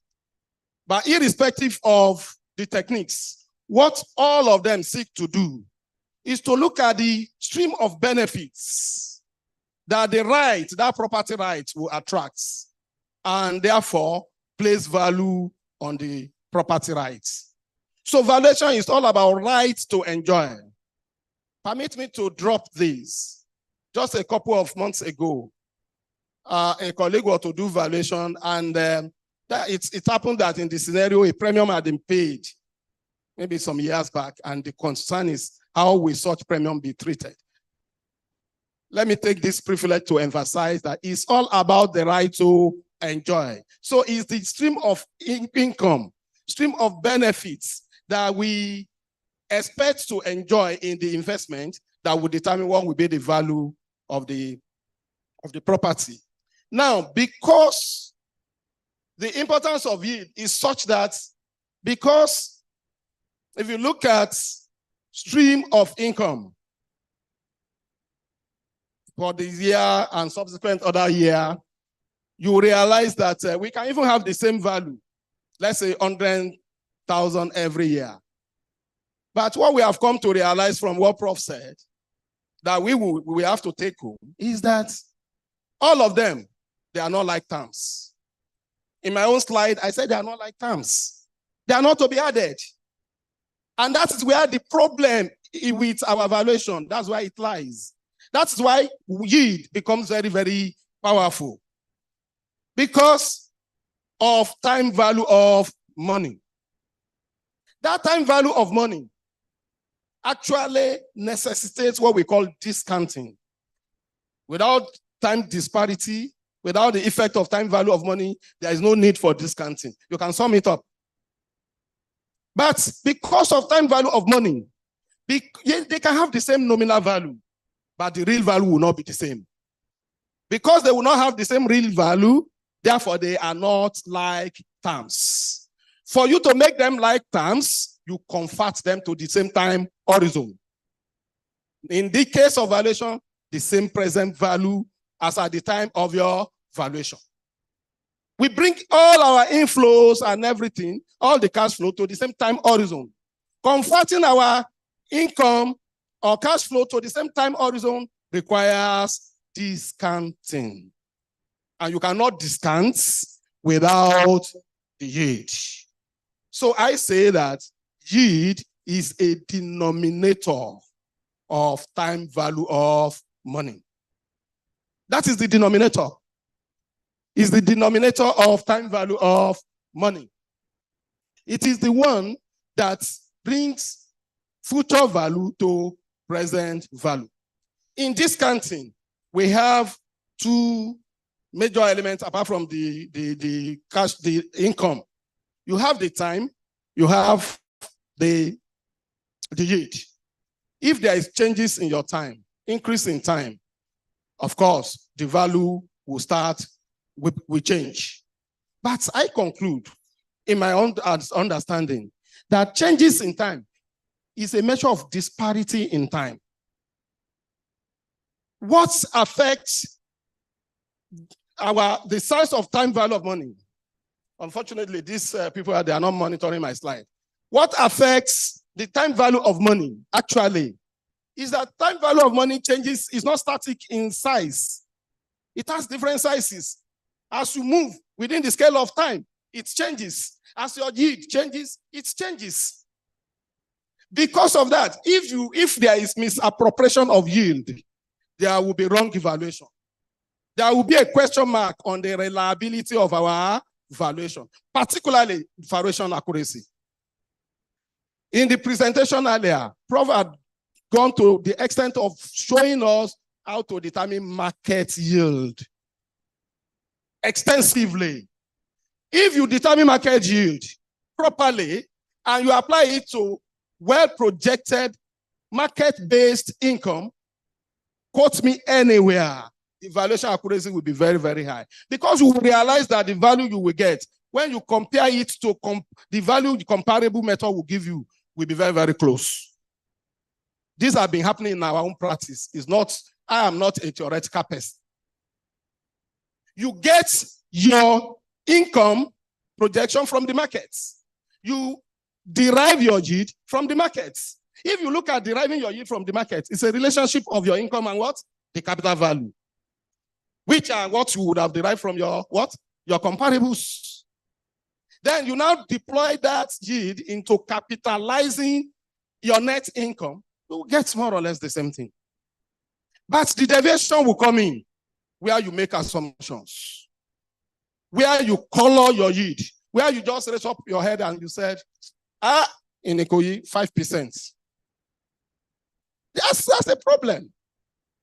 So it should not be like that. It should be that we should derive it. Now, when we derive our information, particularly yield from the market, then we will arrive at, please, Prof gave a list of yield. I come to realize that all those yield, they will not only affect the quantum of your value. Let me tell you, they will give you different color of opinion of value. Not that they will change, they can overstate or understate alone. They will do that. If the yield is not appropriate, you will get wrong figure. But it's not only that, you will not be able to match the right value concept that will need or satisfy the need of your clients. For example, if yield or risk yield is properly determined from the market, and we deploy it into calculation, the nature of value you will get is market value. Where you use target yield, target rate of return from an investor, the nature of value you will get is investment value. You are not getting market value. Where you use initial yield, you will get investment value. You are not getting market value. And let me explain. Initial yield says first year rents against the value or the price of the asset. You are actually looking at one particular holding, one particular investment, one particular property. It's different from all risk yield. It will come, as a matter of fact, you have, before you arrive at all risk yield, you have series of initial yield analysis. Prof has demonstrated it here. But where you have limited your analysis to one, the rent on a particular property, the value of the same property, you will arrive at an opinion of value that is peculiar to that property. And when your opinion of value is peculiar to a property, that is what? Investment property. Investment value. That is what? That is a measure of what? Not market value. Just as you have used investor target rate of return. I give you an example from my practical experience. We were to do valuation of a lagoon, about 200-something hectares.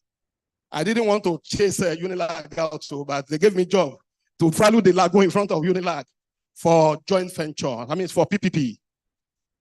And what good thing is for PPP is for negotiation with partners.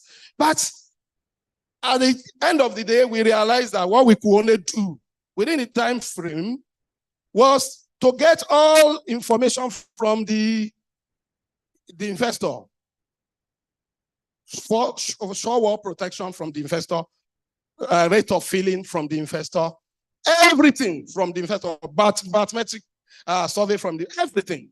Then we say this, of course, the opinion of value cannot be a representative value in the general market. What is market value? Is an average. It's not to one single person. It's not to one single property. It is, we're supposed to be from an array of buyer and array of seller. What is most probable in between them? And that is why in one of the presentations of Prof, you will remember, he said that it's like a representative figure of all likely, prices, representative figure. And that is market value. So, but if you limit your analysis to one property, then we will be getting investment value other than market value. But there is nothing to tell you that this is investment value because you don't know. And that's where the power of yield lies. We must know what type of yield you are applying so that we know, okay, this value I arrive at, this is what it represents. Then, does it match the need of that valuation? If yes, fine. If otherwise, no. A little digression. In this country, we have had banks asking for investment value for mortgage purpose. And when that information got to me, I was like, investment value, they will kill Nigeria Bank. I'm talking as an informed person that declaration of investment value for mortgage purpose will kill Nigeria banking system. Because investment value is a colored value. It's a value that is peculiar to individuals, either individual property or individual investor or individual investments. But why did the bank start asking for investment value? Somebody had advised them. And I later got to know who did so anyway. That they have been battling with challenges about reliability of our valuation. And in a bid to assist the bank, for the bank to be able to now, have reliable opinion, it now advised them that instead of allowing all this cost method and what have you, ask valuer to be giving you investment value. In our interaction, I got to realize that what he wanted to say is that ask valuer to be using investment method. I don't know if we are there together. And I said, So please, we must understand the nature of value that we are producing, that we are assessing. It's not enough to just conjure figures all together, and at the end of the day, you have a figure. You cannot even interpret that figure. So the power of yields is such that, one, it can change the quantum of our opinion on value. Two, is that it can change the nature of the value we will arrive at. It then means that we have to be careful while deciding on the yield to apply for our discounting, for our. I would have loved to show. Please move forward. Move forward. Okay, stop here. I use this to explain. Well, Prof has explained that. What's the inherent elements of our yield? So you can move on. Inherent of our yield. Yield comprises all this: the return, the investment, the inflation, and so on. Good. Please move on. I don't have time. So now again, please. Okay, at this point, what makes yield powerful is the time value of money. So go to the next slide. Now, why time value of money? The major factor that is contributing to it is the preference, the time preference for money. You prefer liquidity, you want to have immediate satisfaction. Not having immediate satisfaction, of course, it has its own costs. So we have equally that the income, if you have it today, has earning potential, capacity to earn for immediate investment. And you can have loss of purchasing power because of inflation. Please go. Now, let's look at this. I said income, the same coin today, and that of next year, and that of 2 years to come, they are not the same. Nominal value can be equal, but real value not equal. And why? Because in this case, the series, they are on like terms. To make them like terms, we do conversion, we do discounting. Bring them to today, each one of them. Unfortunately, most of us don't like that process. And we want to be making money from the process. Rather, we prefer to use parity table. The parity table will not solve this problem because it's static. It's static now. It does not allow you variability in your analysis. So, okay. So then, the power of yield is such that you input yield, and when you use your yield, it will convert nominal value to real value. And when it does that, depending on the yield, I realize that time value of money is not static, it's not constant. When yield changes, time value of money will change. Even though when time changes too, time value of money will change. But we are talking of time value of money. So that time, the disparity in time, we understand. But irrespective, even if you have a specific year and you vary your yield, the impact will be significant. Can you go, please? Quickly. Key points to note here. I said time value of money is the one that engenders discounting. That's what necessitates discounting. So that we can now have them on the same time horizon, representing the same like terms, and from there we can sum them together. And I equally said that yield, as powerful as it is, makes it to be the denominator of the time value of money. Is the denominator. Please go ahead. And that the value of money is not static. It can vary. We will quickly see how it varies with now. With this one, we have different yield. For one particular year, you can see the slope. We have the table. That's the table up there. You can see difference in the result, the value of your 1 naira, as it varies because of changes in yield. Can we move on? This one, we have said that, okay, let there be disparity in time. Maintain your yield to be the same. No changes in yield, 0%. 0% produce 1 naira all through. Meaning that yield is a very powerful input in our analysis, because with it, it can keep, if there is no problem of yield, if there is no problem with inflation, if there is no problem with risk, and so on and so forth, our money will be very, very stable. In the analysis that Prof did last, there is something I think I need to mention that he did, which I so much like. Well, after on his analysis, in his book, he discussed it. But in this paper, maybe he didn't have time. He didn't mention it. He had recognized the impact, implication of what we call reverse yield gap in his analysis. That's why he captured growth. Because real estate has edge against inflation. Right? It has potential to grow in income. Gilt edge, government bond does not have that. So if there is case of reverse yield gap, then that calls for that amendment that he introduced in his table. It's in his book. It's a book that I've read. It's one of my Bibles, Prof. Thank you. Okay, so this is showing other yield. Now, quickly here, what I have here is to show different yields and against different time. We realize that when our time is 0, all yield will give us 1. That means the amount of 1 naira and the present value of 1 naira at 0 year, they are equal. Because of what? No disparity in time. Time value of money has not set in. So they are equal.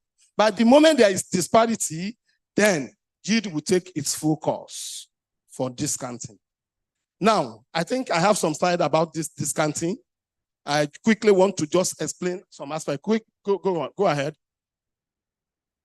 Go ahead. Here. This is our present value of 1 naira per annum. And this is the foundation of our year's purchase. Particularly year's purchase single rate. This is the foundation.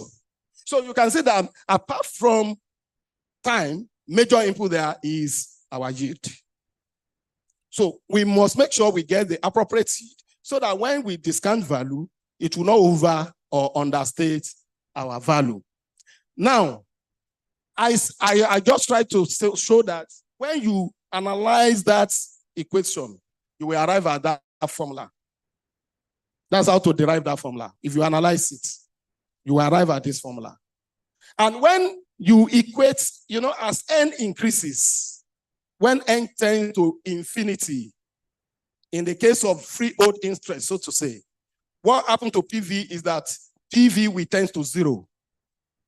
As PV tends to 0, we will result at our YP impact.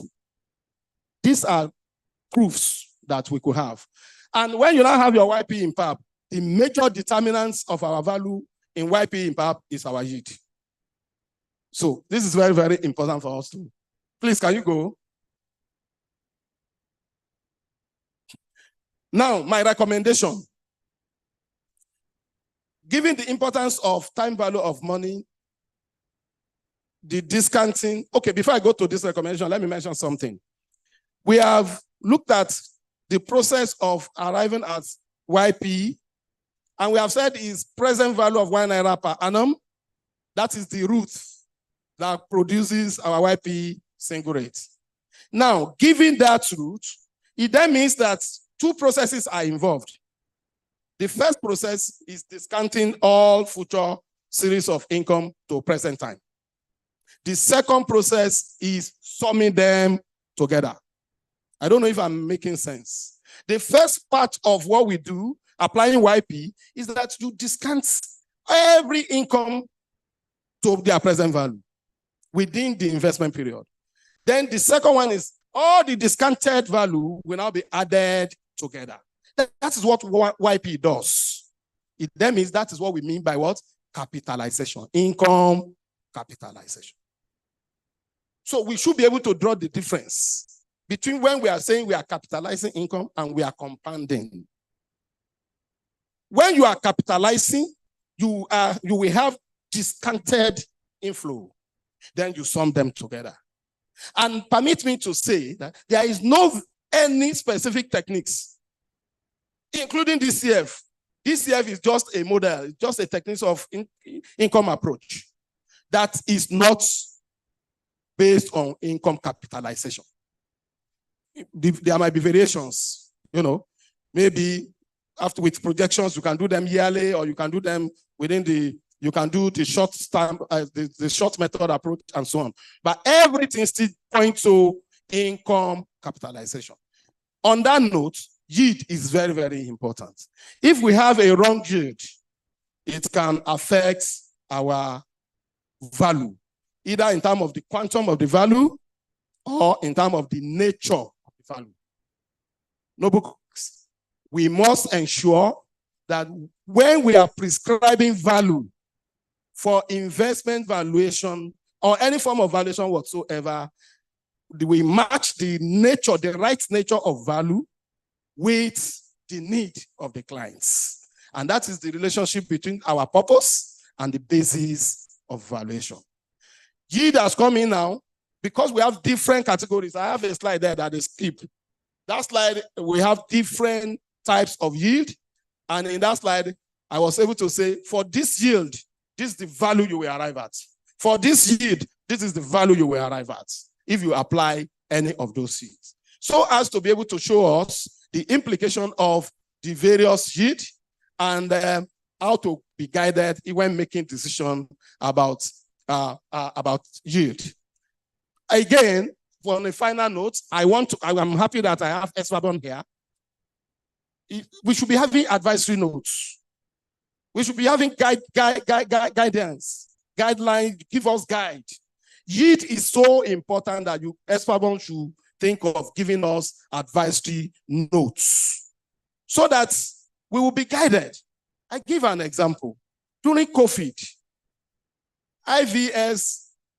IVSC issued advisory notes on the need to show to now be more particular about indicating degree of uncertainty in our opinion of value.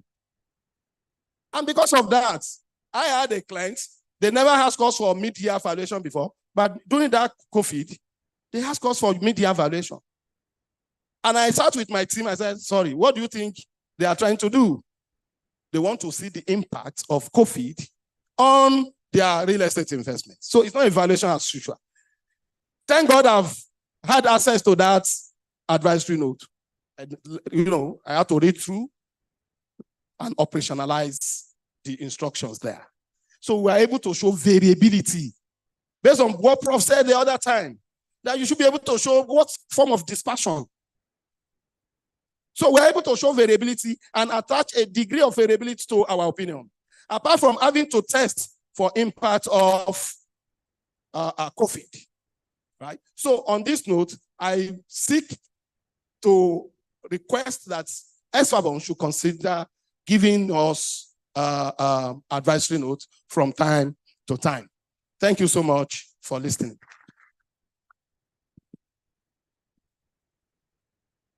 Thank you very much. Essence of Value, Alale Kwabodering, for that powerful and wonderful delivery. And all of us will agree that the topic, unbundling the power of yield in investment valuation decision making, conceptual approach is apt. We want to thank you for your time. We want to thank you for that wonderful presentation. I want to also recognize the presence of a very important members of the institution, our first Vice President, Essence of and Valua, Victor Alonge. You are welcome, sir. I may also request that our special girl speak on the high table. She move up to the high table, please. I want to call on our first Vice President, our second Vice President, our Honorary National Secretary. Please kindly move to the high table. Ushers, please lead our important council members and board management committee members. I want to call on our BOT chairman to please move to the high table, sir.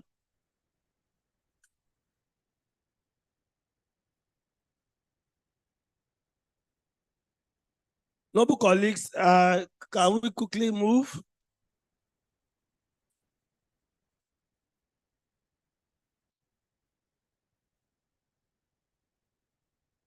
Our president stepped out to attend to a very urgent event.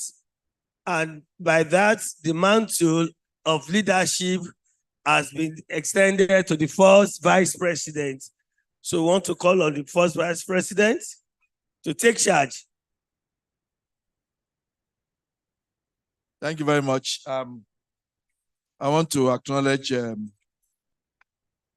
the presence of a trustee and the second vice chairman of MCPD, the national secretary. Yes, sir. And all fellows. Mr. MC, thank you for introducing me. Are you listening, HMPS? I think I need to correct you. I'm not, for this purpose, not the first vice, I'm the acting president.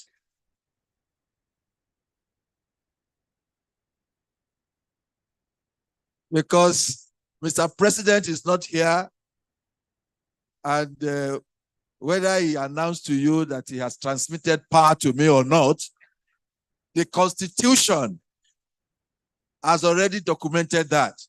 Yes or no? So what am I? God bless you. Thank you very much. Let me first of all apologize for coming late. Today is my mother's birthday. And we had to go there very early in the morning and had Thanksgiving prayers. Although we'll be going back again for the merriment later. So,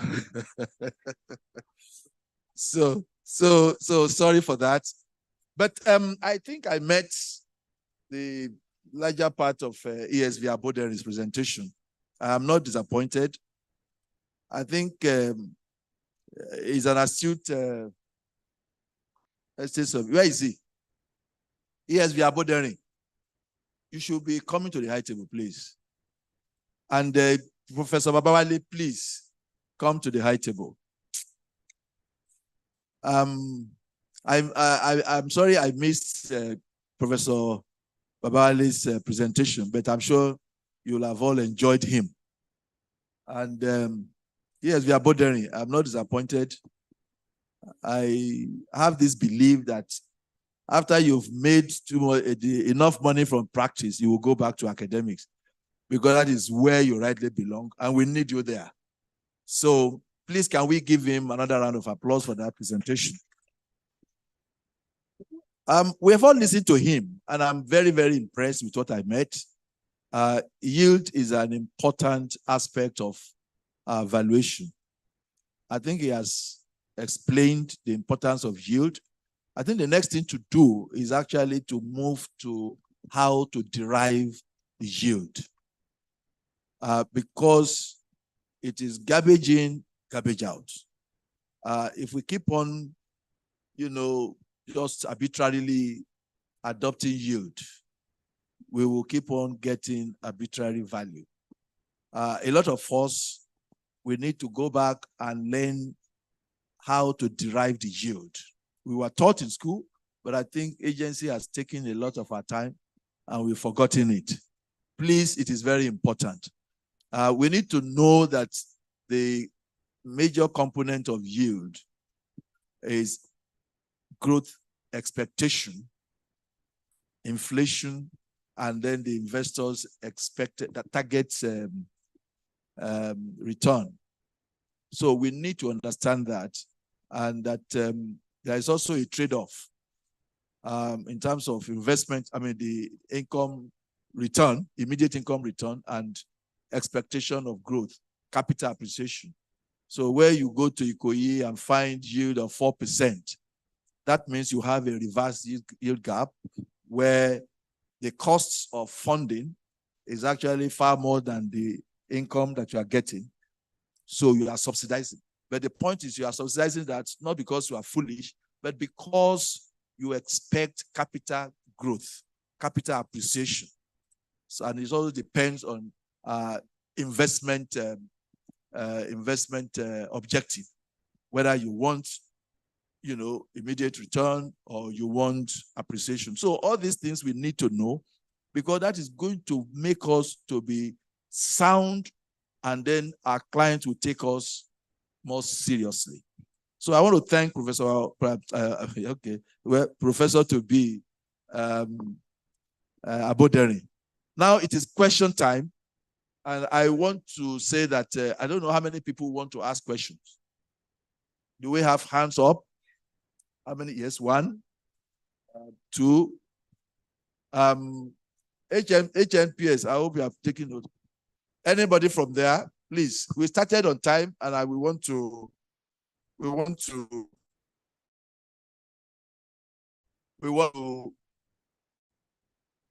close on time because we have asking question. This row, okay, one here. That's three. One, 2, 3. Any more? No ladies? Can I have one of the ladies to surprise me? So three questions. So HMPS, we have 3. The HNS is number 1. ESB Akirokpo number 2, and then number 3 there. Yeah. When I say questions, it also includes contribution. So if you want to make contribution, but not more than 2 minutes at the maximum. Anybody wanting to make contribution? Okay, no. So you can go on. No, I think one is on it. The first is the first. My acting president.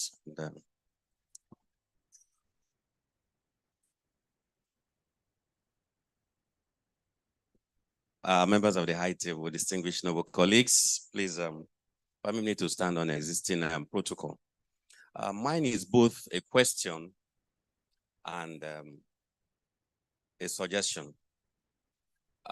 We've been hearing of yield. I tried to look into what we do in acquisition and compensation. And what was going through my mind is, yes, we have the rules as stated by the Constitution on how we should go about acquisition and compensation. We can't seem to have the power to change it. But we're talking of yield. Can't we? That's my question, and I'm presenting it to Professor Babawale. Can't we take as a window the opportunities that we have as our members who are directors of land,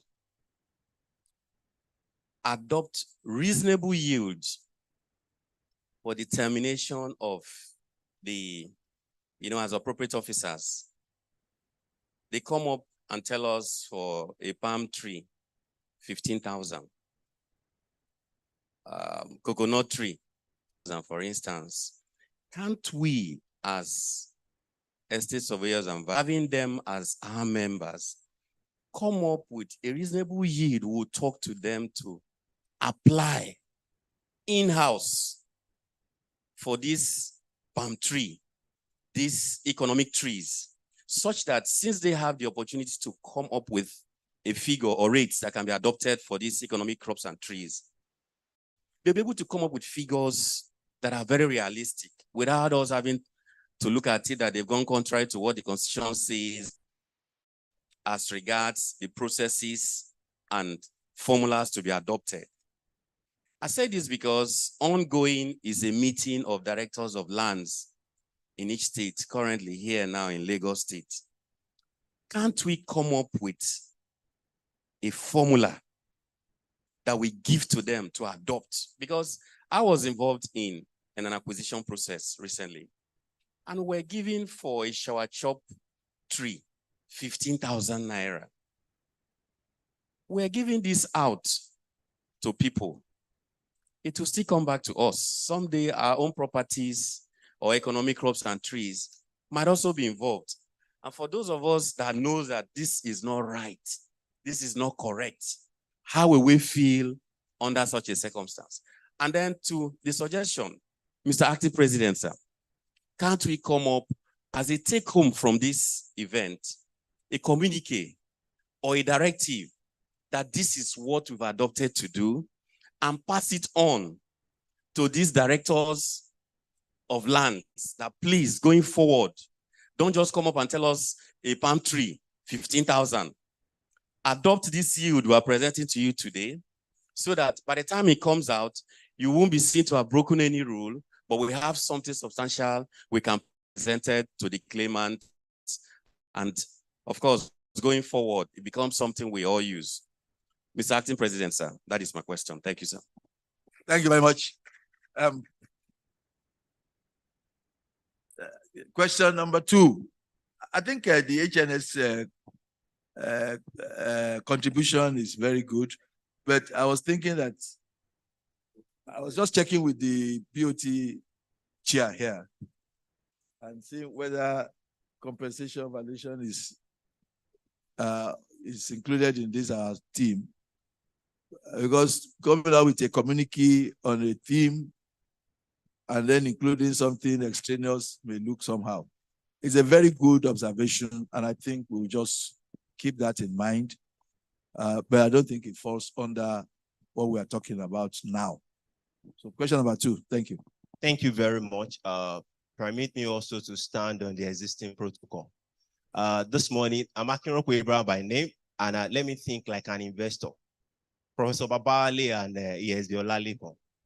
I have come here to actually expecting that since we are looking at optimizing investment strategy, let me speak to what you said.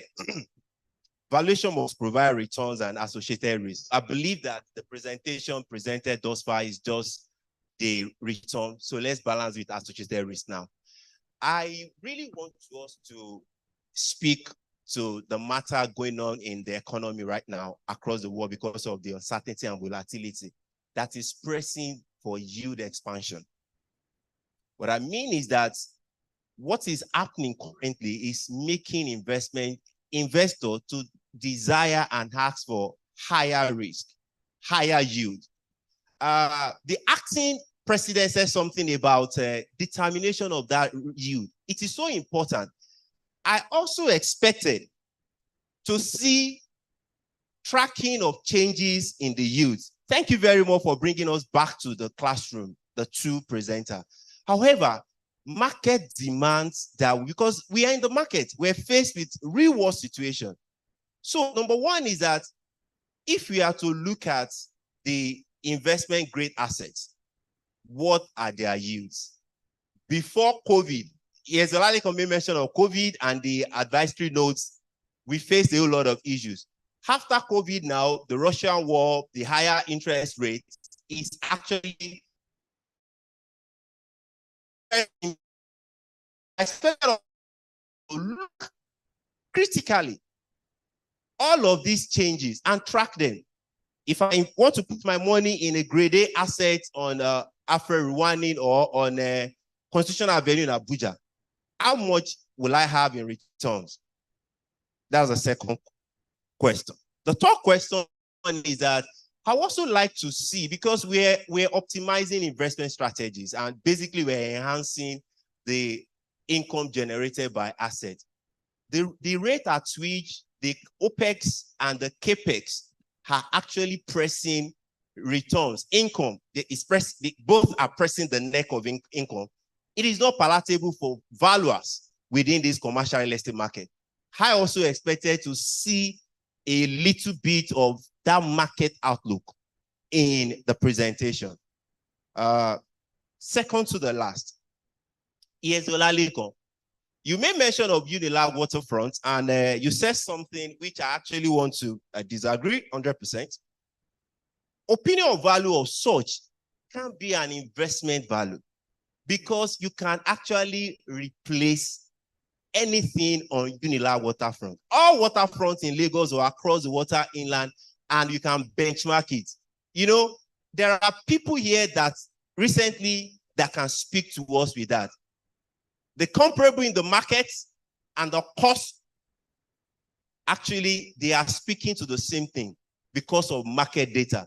Yes, we have problem of data. We cannot say that enough, but I personally say we don't have problem of data.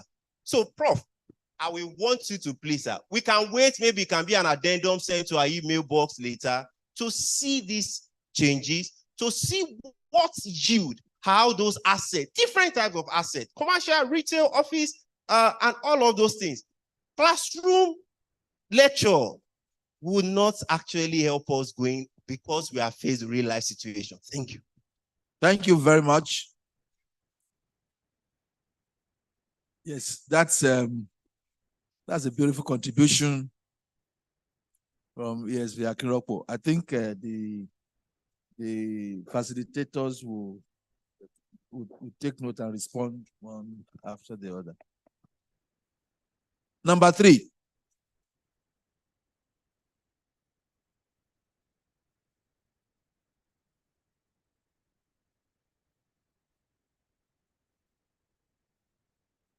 Hi, good morning. My name is Popola Daniel Oluwaremeleku. My question goes to ESV Olalekan Aboderi. Thank you, sir, very much for that beautiful class. So you said in the class that when we take initial income or in an investment, and we can you please speak out? You have mic, yeah. So that we take when we take initial income of an investment, or to say we are capitalizing a property an income to a particular investment, and you said that we will be getting investment value and not market value. And according to one of your notes, you also say that the time value of money endangers discounting in using income approach. I would want to understand. Sorry, endanger? Yes, sir. I think he did not use endanger. Engender. Engender. Okay. I think I got that wrong. So that was my questions actually. Now, is it endangers? Thank you very much for that clarification, sir. Thank you very much. Because you know, what can change meanings of stuff. You know, so any more questions?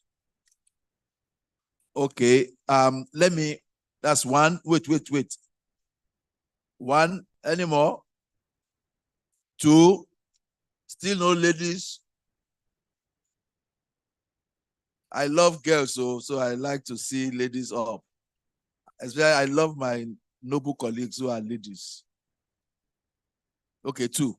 Hold on. Please, can you respond to the 3 contributions and then we take? Thank you. Thank you, Acting President. Let me start with the first question. I think that has been partly answered because we cannot be talking about yield when we're talking about compensation, because we have been told very clearly that yields becomes an issue when we use the capitalization on income capitalization of the investment method. That's when the yield becomes an issue. Well, unless we change that method, because presently the method that is used for estimating compensation is neither here nor there. We can't say it's a cost method, but it's very close to that. And it's far from investment method. Maybe the first thing to do would be to change the method if the government will allow that and we have enough reason to be able to press for that. It is when we have done that one, we can now begin to talk about what is the appropriate yield to use for that method. But for now, I think we are far away from government adopting income capitalization method.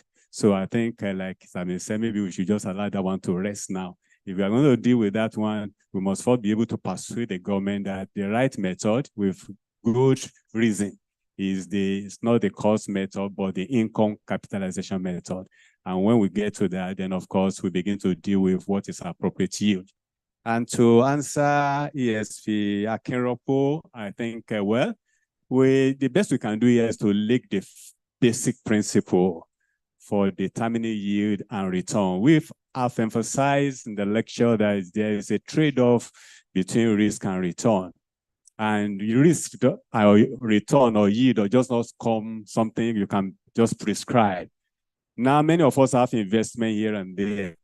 And maybe in the bank, they say, well, your saving is just 1%. You say, no, I don't want that one.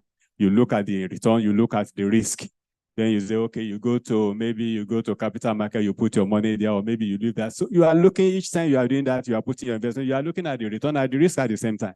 So, and like it has been said, that trade-off is determined by your investment goal, your aptitude towards risk, your risk exposure, and so many things determine that. So there's no hard and fast rule, for any to determine or irrational something to determine. It has to do with individual situation, individual investment, before you can. That relationship is not static, because many things affect it. So many of us, like I said, we have investment here and there, and we either intuitively or whatever, we make our decision, trade off the risk and return. And we say, okay, I'm putting my money here. I'm not putting my money here. Looking at the various factors, looking at the circumstances of the investment, look at your own circumstances too, look at the economy and everything. So there can be no hard and fast rule or a standard.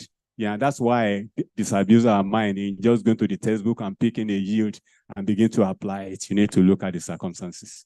Thank you very much. Thank you so much. So the question of, or the comment of ESV IUA, I think simply put, compensation violation is statutory, and we cannot go outside that statute. And that's what Prof is trying to say there. So if we are able to influence status change, fine. But equally, because we are not talking about method that relates to yield, so yield will not be applicable. To the question, the concern or comment of my colleague, Kinropo, let me just go straight to the one that has to do with my presentation. Concerning waterfront valuation, it is not, you can only say that there could be other model or other approaches towards determining the value. Probably that's what you mean by benchmarking. But the process we have adopted, you cannot contest that the value we arrive at is other than investment value. Is a value to a particular investor. The moment you adopt information from a particular investor or an investment, it is not a representative figure for market value. It's not, it cannot be. For it to be a market value, your data must come from the markets, right? And when your data comes from the market, then you can now say that this value, of course, represents what is obtainable in the markets. But where, for example, somebody had given you target rate of return, and you have analyzed based on target rate of return. Rate of return to Mr. A will not be rate of return to Mr. B. So that is why when in the course of analysis, we should pay attention to the nature of data we use. When we have, if we have understanding of the implication of those, the nature of data, it will guide us to know whether this value we are declaring is X or Y value. Now, I cannot context the fact that there could not be other model. But you see, incidentally, I was happy that we were able to provide that solution because the investor had actually gone round before they were directed to us. And the question is, could you value Lagoon? I said, yes, Lagoon is land. Have you ever heard of creating land before? No, you rather heard of reclaiming land. So Lagoon is land. So I only need to benchmark to know how to make Lagoon developable, buildable, and what value will it make in the market. But because all information at my dips, I will be misinforming. If I had said, I got all those information, and I now said it's market value. Now, knowledge is boundless, right? So we continue to add to our knowledge.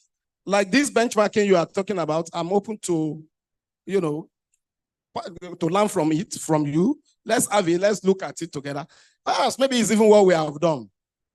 The only thing I am saying is that the data inputs, the source of the data input, give color. That's the only thing I'm talking about here. Okay, so that is that. Then to my colleague that said, I think you misquoted me. I didn't say when you capitalize income, you arrive at investment value. No. It's equally a question of what is the source of data you have used or nature of data you have used to capitalize your income.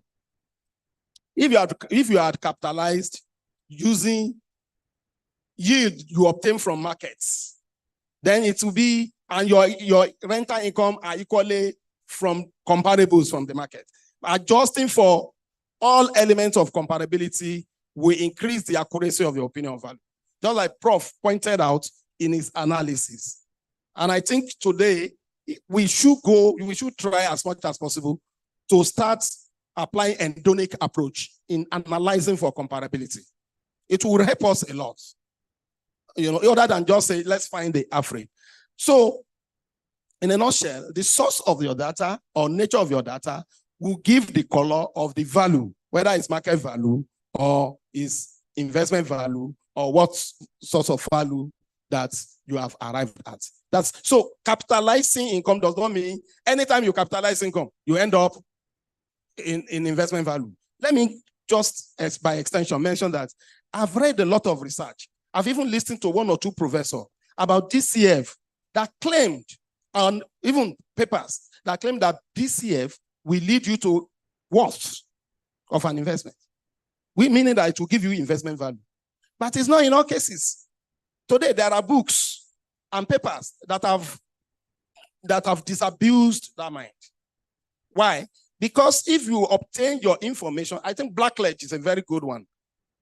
Peter Watts is another one. You can go and study DCF there. They will tell you that if your discount rate is from the market, then it will give you market value. If your discount rate is a target rate of an individual investor, then it will give you worth. I hope that's answered the question. Thank you so much. Sorry, please, sir. Can I just add a little bit to the issue of investment value and market value? Maybe this illustration might help us to appreciate it better. Assuming that this is a population, it's a survey and value attending this seminar, all right? Now, assuming we want to find, we're interested in our age, and we now find the average age for every one of us here. We add up our age and divide by our number, we find the average. That average is what we can call the market value for taking out the value for each of us. When we do with us as individual, now maybe one or two of us can age can coincide with that average. We may not even have one single person who has that average as his own age among us, but it's a representative figure, represent every one of us. That's the function of an average, represent everybody. So you can take that one as the market value. But when I begin to deal with us as an individual, your own age, and I begin to reckon with you on the basis of your individual personality and your age, then I'm talking about the investment value. Thank you very much.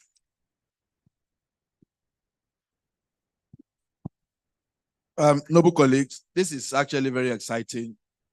And I think we are doing serious work here. I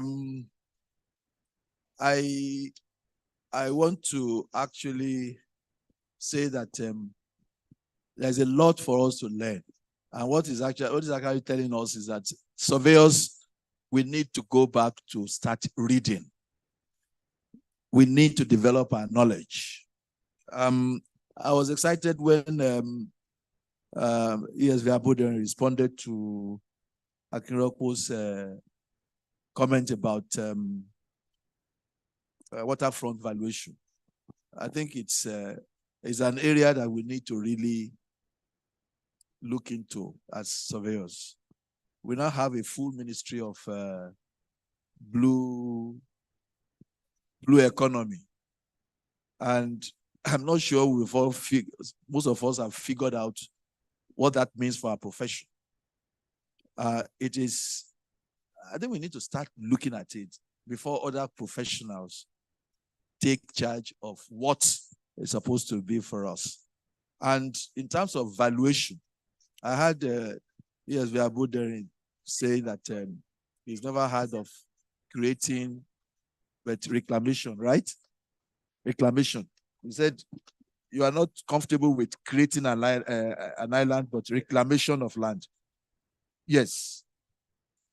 Yes. Okay. I think maybe we need to properly understand this. I want to share one experience, and I think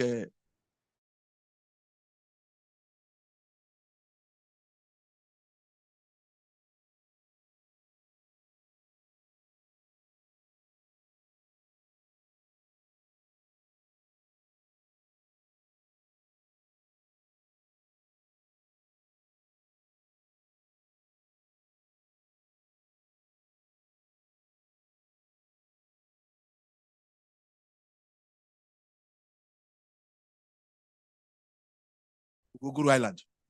And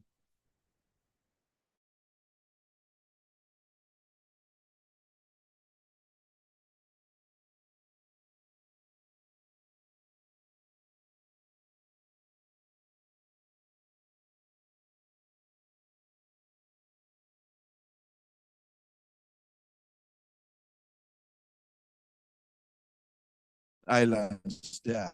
And most of them were developed for purpose, for specific purposes. Then the team, we sat down and then we started to brainstorm.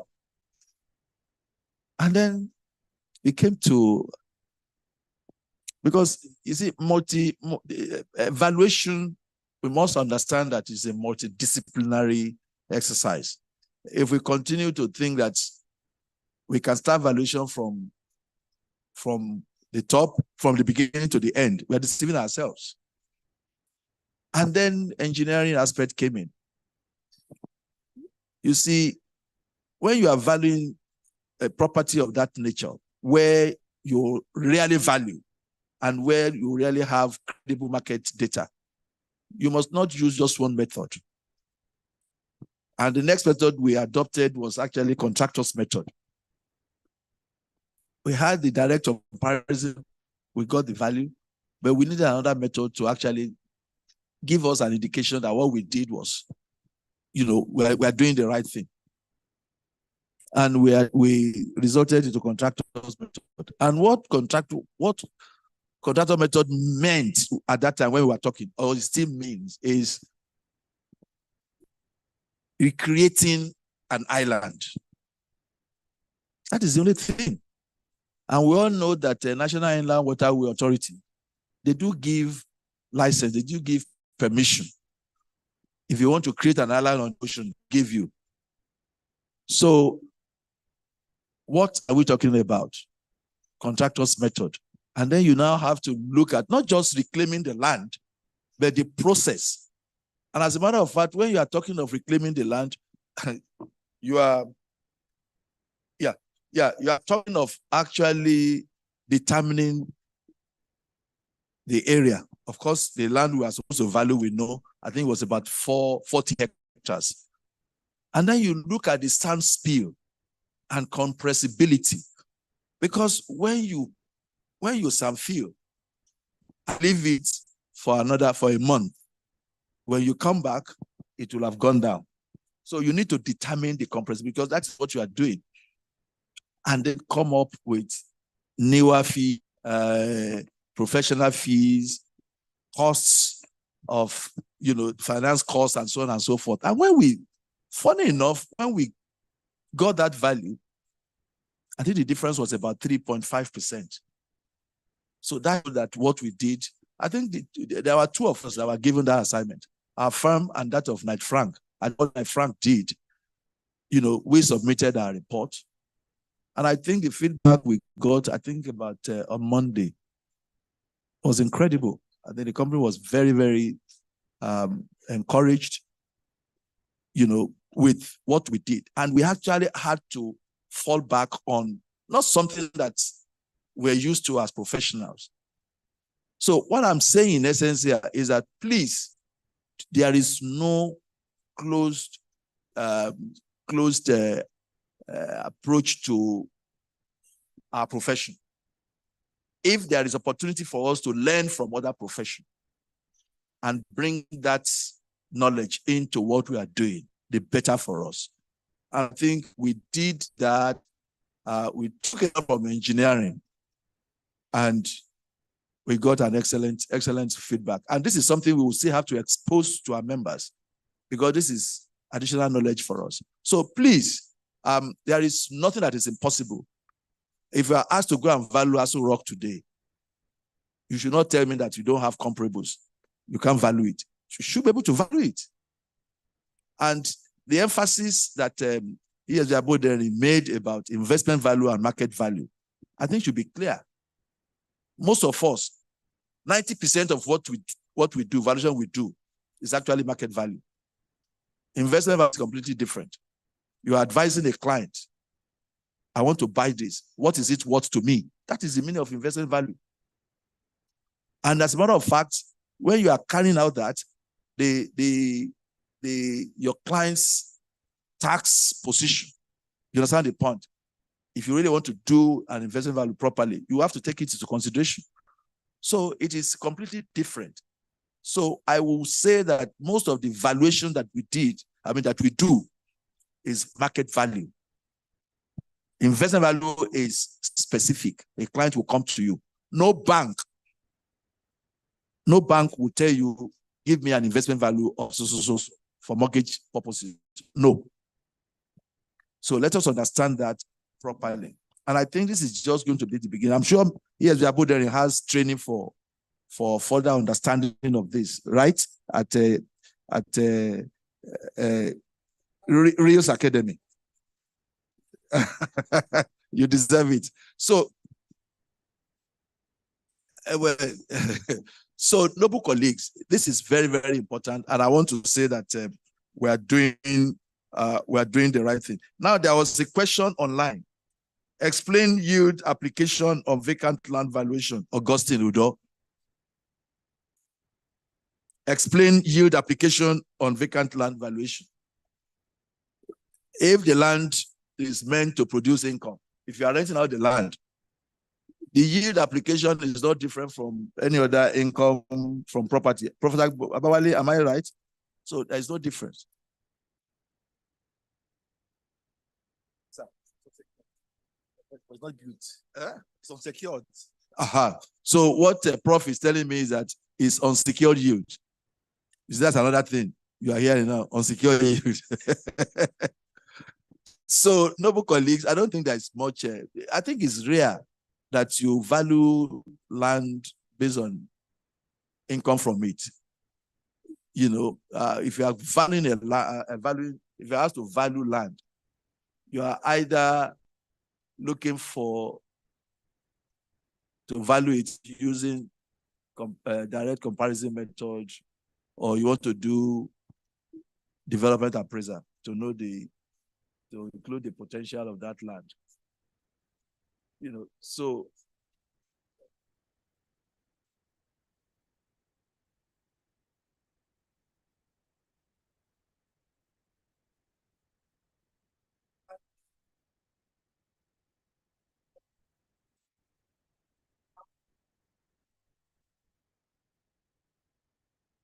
But do you, is Ile-Osha, is it rent, is it income yielding? Do we have, is burial ground? No, burial ground is different because people pay. It's not even rent. You don't pay rent, burial ground. You pay and then you pay for the space you buy. But Ile-Osha, I've never seen anybody that has come to my firm to say, please, I want to rent Ile-Osha. No, compensation is different. Now, compensation, we're talking. so the issue of yield doesn't come in when you are valuing Ile-Osha. You understand the point? So that is a different matter. So we have two more questions. I think the first person was here. Okay, please. Microphone. Thank you very much. Permit me also to stand on the existing protocol. My acting president. My name is Mukhtar Nasser, and I work with Bature Muhammad and Co. SS Surveyors and Valuers. Mine actually is not a question, but rather a commendation. I would like to take a moment to commend our able and knowledge-driven presenters. ESB Professor Babawale and ESB Abodarin. We thank you so sincerely for your brilliant presentation. Indeed, your expertise and eloquence in elucidating the complexities of investment strategies were truly commendable. On behalf of all inductees, we thank the President and the MCPD committee for coming up with such an important topic, and to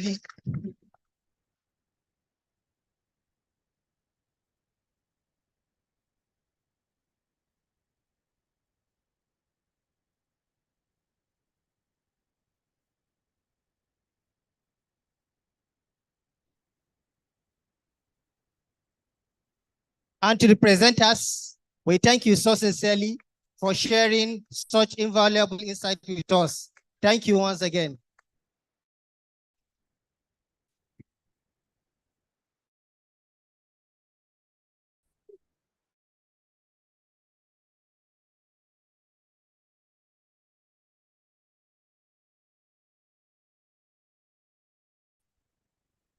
Noble College and every Noble College present here this morning. My name is Adenira Abiodun. My own is also contribution. My senior colleague, the National Secretary, raised point that if it is possible for us to determine a kind of rate for whatever kind of crop valuation. But my own is, even though we want to determine this, in future, I want us to have it in mind that even though we determine this yield, the physical valuation document should be made invalid without seal from any registered SS surveyor and valuer. Thank you.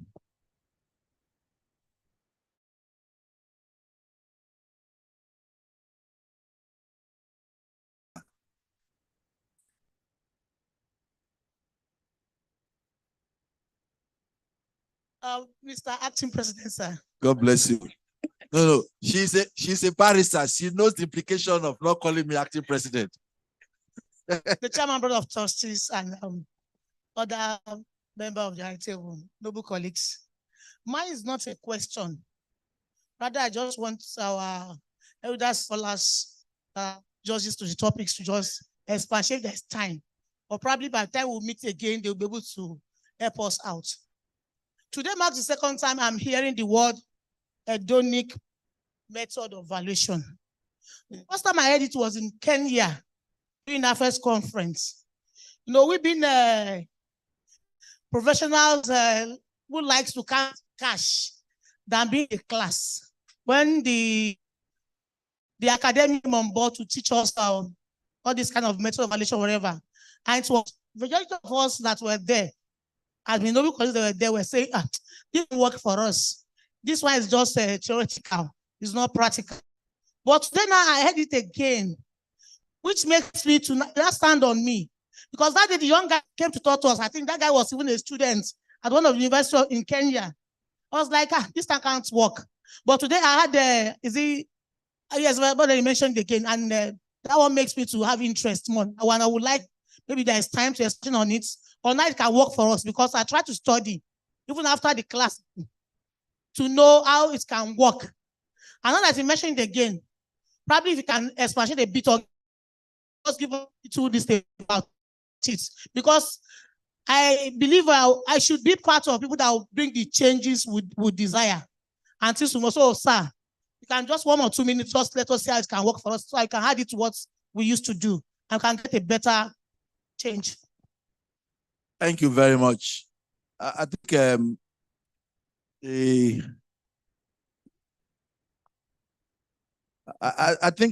it behoves on us to go and look at what that means, hedonic method of price determination. It is something we should know.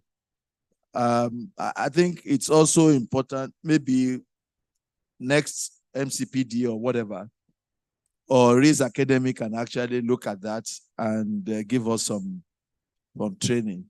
I think hedonic is simply about decomposing an asset into different attributes of the property, attributes, so that it is those attributes that you ascribe values to, not the entire whatever. So there are some features of the assets that you may not really ascribe value to. So I think it's just decomposing it into features and then looking at it. So that's what hedonic means. So it's something that we should know, and it will help us.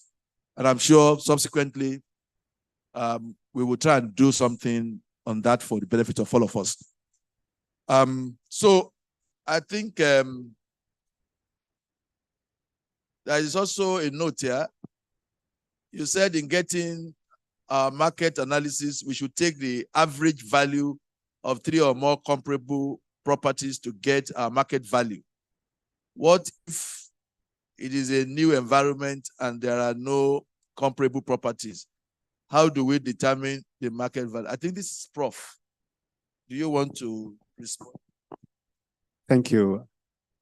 Well, I think I mentioned that in the course towards the end, that there are 2 basic methods of calculating yield, the market derived, and maybe I didn't emphasize the fact that it's only possible where you have the data. Now, when you don't have the data, that's when the issue of the second one we're trying to look at, the yield construction or the theoretical method. That's why it comes in, because you don't have the data to follow upon. The first one requires data, a very vibrant market. Why you don't have the market, then you have to use, that's the purpose of the second one. Just like when we say, well, the best method in valuation is comparable, or maybe investment, when you don't have that one, result to cost. So exactly when you are calculating yield, the best one, the most objective, the most transparent is to go to the market and do market analysis. But where for one reason or the other that is not possible, because you don't have the data, you don't have a market, then you use the yield construction method, this one that we are trying to look at the other time. Thank you. Very much. Now we are getting to the end of the whole MCPD, but there is something I want us to take note of.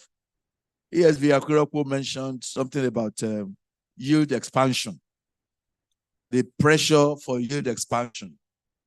And that is because investors now require higher income, investment income from their properties. And I think one thing we need to understand is that this is the only industry that consciously undervalues itself. Now, property is, we professionals, we consciously undervalue our assets. What do I mean? We receive income in advance. But how do we value? In arrears. Do you get what I'm saying?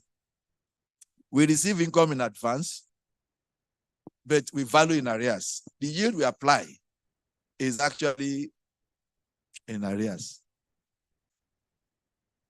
And what that means is that the real income, the real investment income, if it is 500 naira, because of the method that we are using to value, it will give us about 300 naira. Whereas stocks and shares,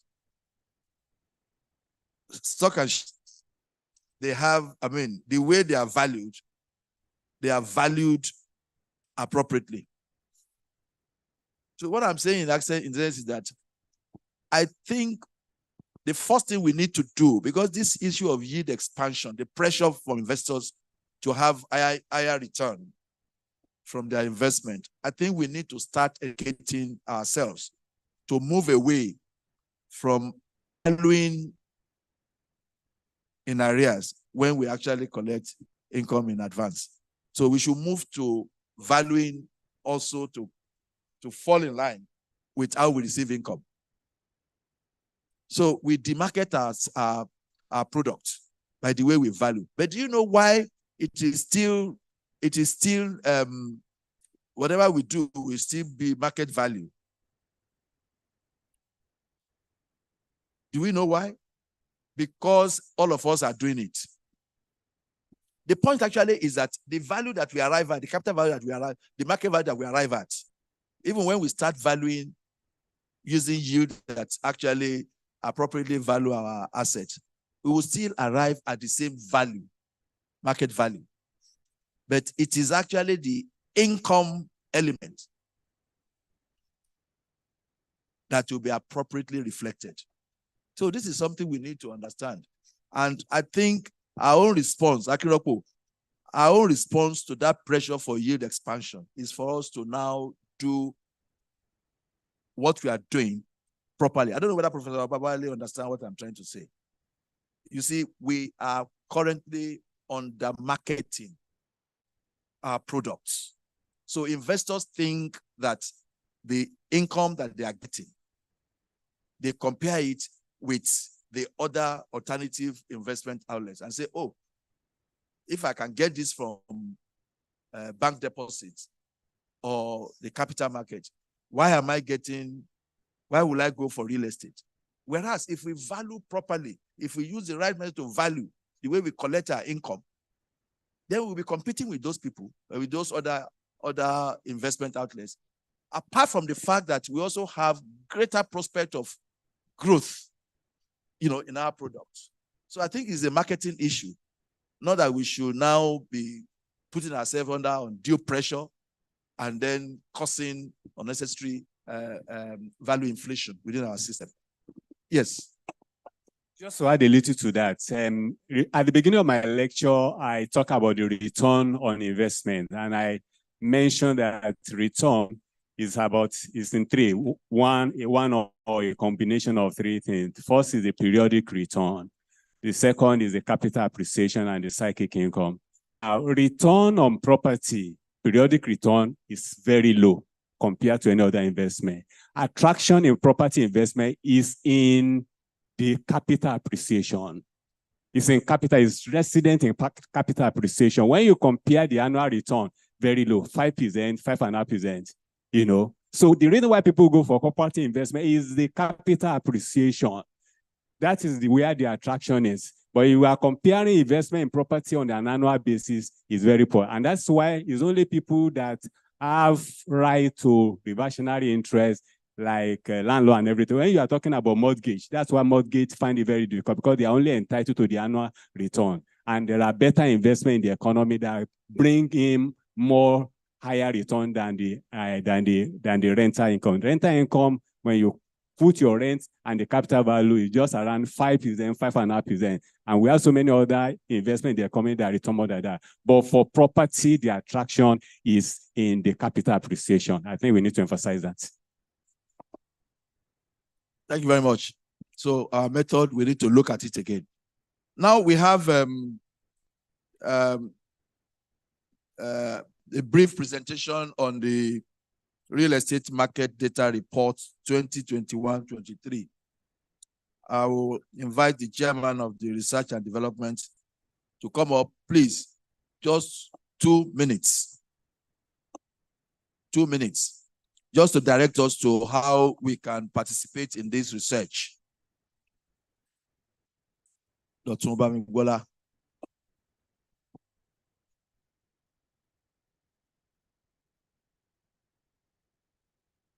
2 minutes. Thank you, Mr. Acting President. Thank you. I have with me one of the members of our committee, Estate Surveyor and Valuer, Honorable Remy Azan. We want to appreciate this privilege to make this simple presentation. I believe that we'll be able to put the link on the screen. So I think this also plays into what we have been discussing all the while. This may be, apart from our processes, the other part is the data that we have not been using. And there have been very many references to the data that we should have as valuers here today. So that is why the Research and Development Committee has been able to come up with this. And the idea is for us to capture data from 2021 to 2023, which by the grace of God will be presented next year, January, as the council has decided. I'm sure we got those communications from the council. But this is something we all have to participate in, and that's why we're introducing it to the entire membership here today. So please, can you scroll down to the critical information we need? Yes. So critical information, you need your email, because we want it to be verifiable data. We are getting consensus from everybody on data from residential land, residential properties, land, and commercial properties. So we want your name, your firm, your category to be stated, your phone number. Those things are critical. Then can you click on the year of data entry? So that's it. You can choose which of the years you want, and it covers every state of the federation. So that we don't take too much of our time. We may not go as far as representing all those things to us. So once you choose the year, you choose next, it takes you to the state. You can now choose the state. If you choose Lagos, you have to choose your local government. Just press next, since Lagos is there, next. You can choose the local government. What we have done is we have categorized some places that are of similar land value areas under each local government, but definitely the local government will be there. And this is also a work in progress. We'll be developing it as we get breakdown from one local government to the other. So please, we want everyone to participate. The council has signed it on it, from the president to the acting president here and all members of council. So we'll ask for your cooperation. We have to conclude this before the end of this year, and we trust that we can do it. I believe we can do it. Can we? Thank you very much. We'll also be sending you a video to show you the processes. Thank you very much. Thank you very much. Please, an appeal is don't impute arbitrary figures there. Make sure the value you are transmitting to us are actually what you did. It is not compulsory that everybody must fill it. If you don't have data, leave it. Please, don't cook values there. God bless her. Because if you cook values there, then you are making a mess of the hard work that these guys are doing. Thank you very much. I think what is next? Yeah, thank you. That's presentation of the class. Yes, presentation of flags to our distinguished facilitators. Chairman. Yes. MCPD. Oh, yeah.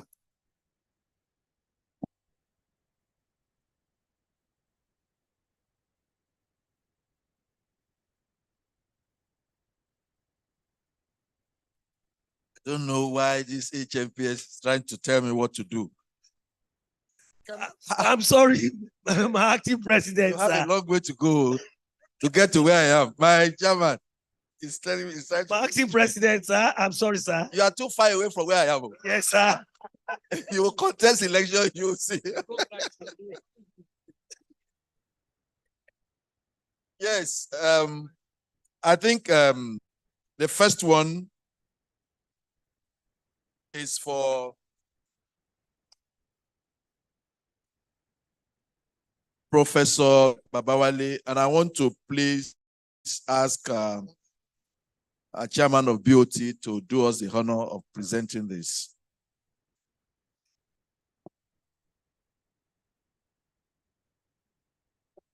Oh, it's true. But I think, please go there so that people can see you presenting. Second Vice, you will present for.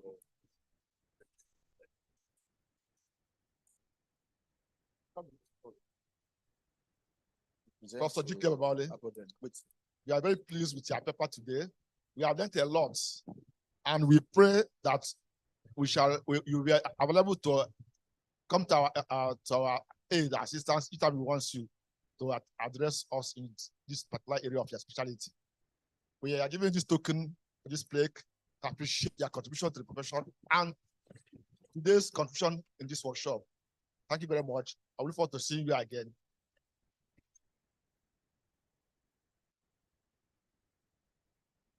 The second presentation to ESV Olaleka Bodering will be done by our second vice president, ESV Baturi Ali Muhammad.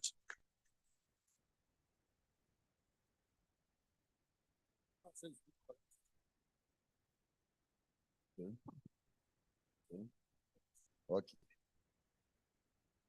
Our ESV Olaleka Bodering. Permit me to add a word, a check. The check of valuation.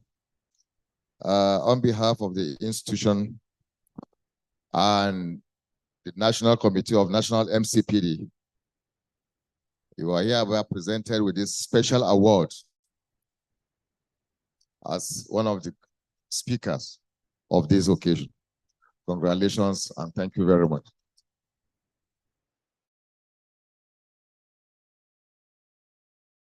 Special Lawal Rahim, and I will call on the HNS to please do us the honor of presenting this to Rashidat. I'm sure she's not physically here, but I think our sister is here. Rashida is here? Ah, okay. Please, can we appreciate them? They supported this program and made it possible for us to be here.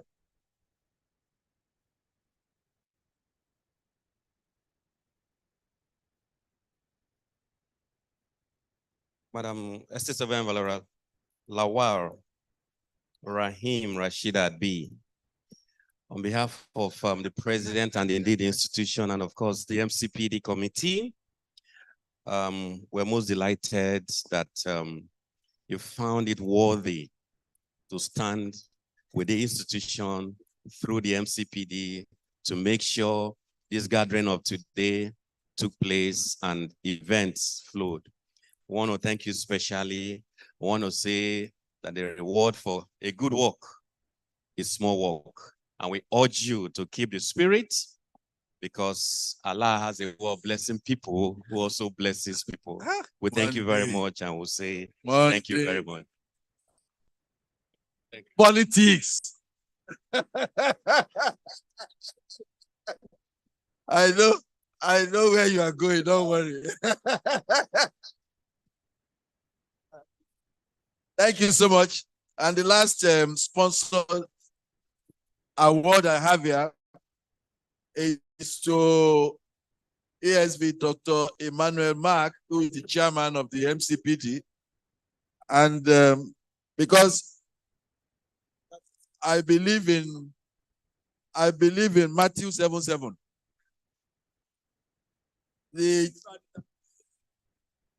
No, ask it. Because the chairman came to me and said, I want you to present it. So because he asked. And because also he and his team are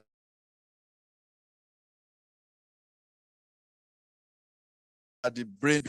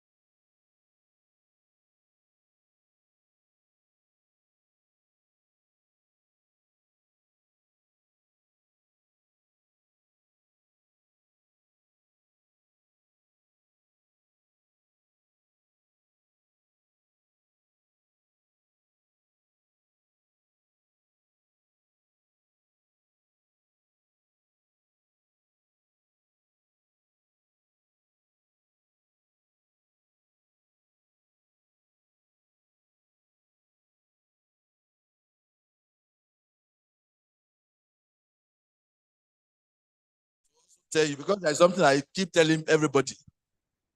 This profession of ours is the best. Please take time to develop yourself. Look out for opportunities. They are there, staring at you. But if you don't have the inner eyes, you may not see. That's why a lot of us go around with empty pockets. Your pocket should be full. God has made this profession that your pocket will be full. And I pray that your pocket will be full in Jesus' name. I didn't hear amen. So on this note, I want to invite the vice chairman of MCPD to come and do the vote of thanks.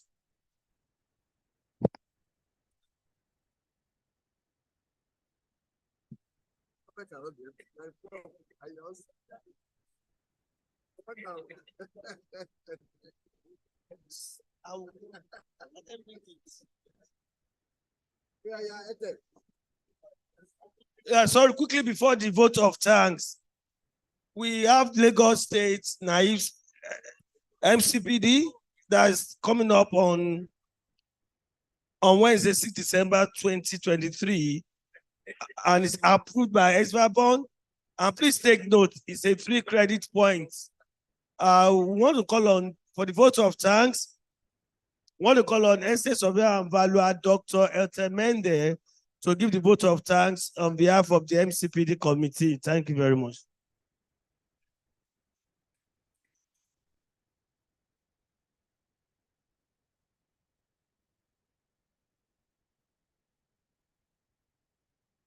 Good afternoon, all. Good afternoon, all. The acting president, sir. The second vice president here present, members of the management committee, council members here present, fellows, associates. Please, can we be quiet, attentive, and listen to appreciation from the committee for you attending, please. Thank you. As we all know that every good thing will always come to an end in life, so is this impactful MCPD also coming to an end. On behalf of the chairman of the MCPD committee, the entire members of the committee, we want to say a very big thank you to everyone who is present here, who attended the MCPD virtually, physically. We want to say thank you. God bless you. I want to take this opportunity to thank the president of the institution for all the support to the committee. The first vice president, the second vice, we all say thank you so much. God bless you. I also want to say a very big thank you to the resource persons, Professor Gabriel Babawale and Estate Surveyor and Valuer Aboderin. It was quite impactful and knowledgeable. I also want to say at this time that we want to say thank you to some of our sponsors, Abdul Salam Abdul Razak Olanyinka, Lansa Agaji & Co., Kenneth Eboa Consult, Glee Hotel and Spa, Lodgeville Hotel and Suites in Benin City, Ibitoye Adeyola & Co., Lawal Rahim Bamidele, Noel Mack and Partners, Raji Adewale & Co., Ebukani & Co., Samson Agbator Consulting, Ima Douglas & Co., Ayeye & Co., Charles Ebia & Co. Thank you so much to all our sponsors and every other person who is here present. God bless you and safe journey back home. Yeah, thank you very much. Thank you very much. Before the closing prayer, please take note that the presenters have sent the soft copies of the presentation to our respective emails. Please let's do check your emails for those presentations. In closing prayer. Yeah, John.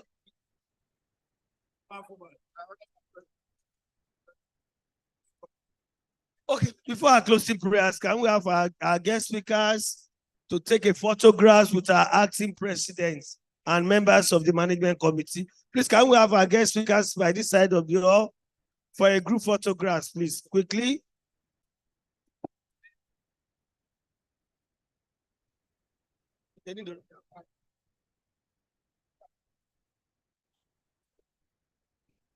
Members of the management committee and council members, please come around and take photographs with our speakers.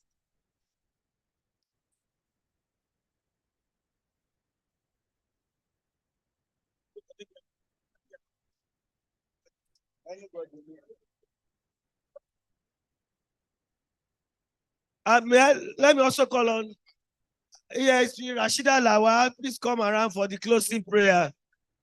ESP Rashida Lawal, please come on for the closing prayers. Please, let's be silent for the closing prayer, please. Please, let's have the closing prayers. In the name of Allah, the beneficent, the cherisher, the protector, the guardian, that has made today possible for us as we close this special national MCPD, we ask God Almighty to take all of us back home safely and for a better and good business to every one of us. Thank you. Thank you very much. See you tomorrow at the induction ceremony.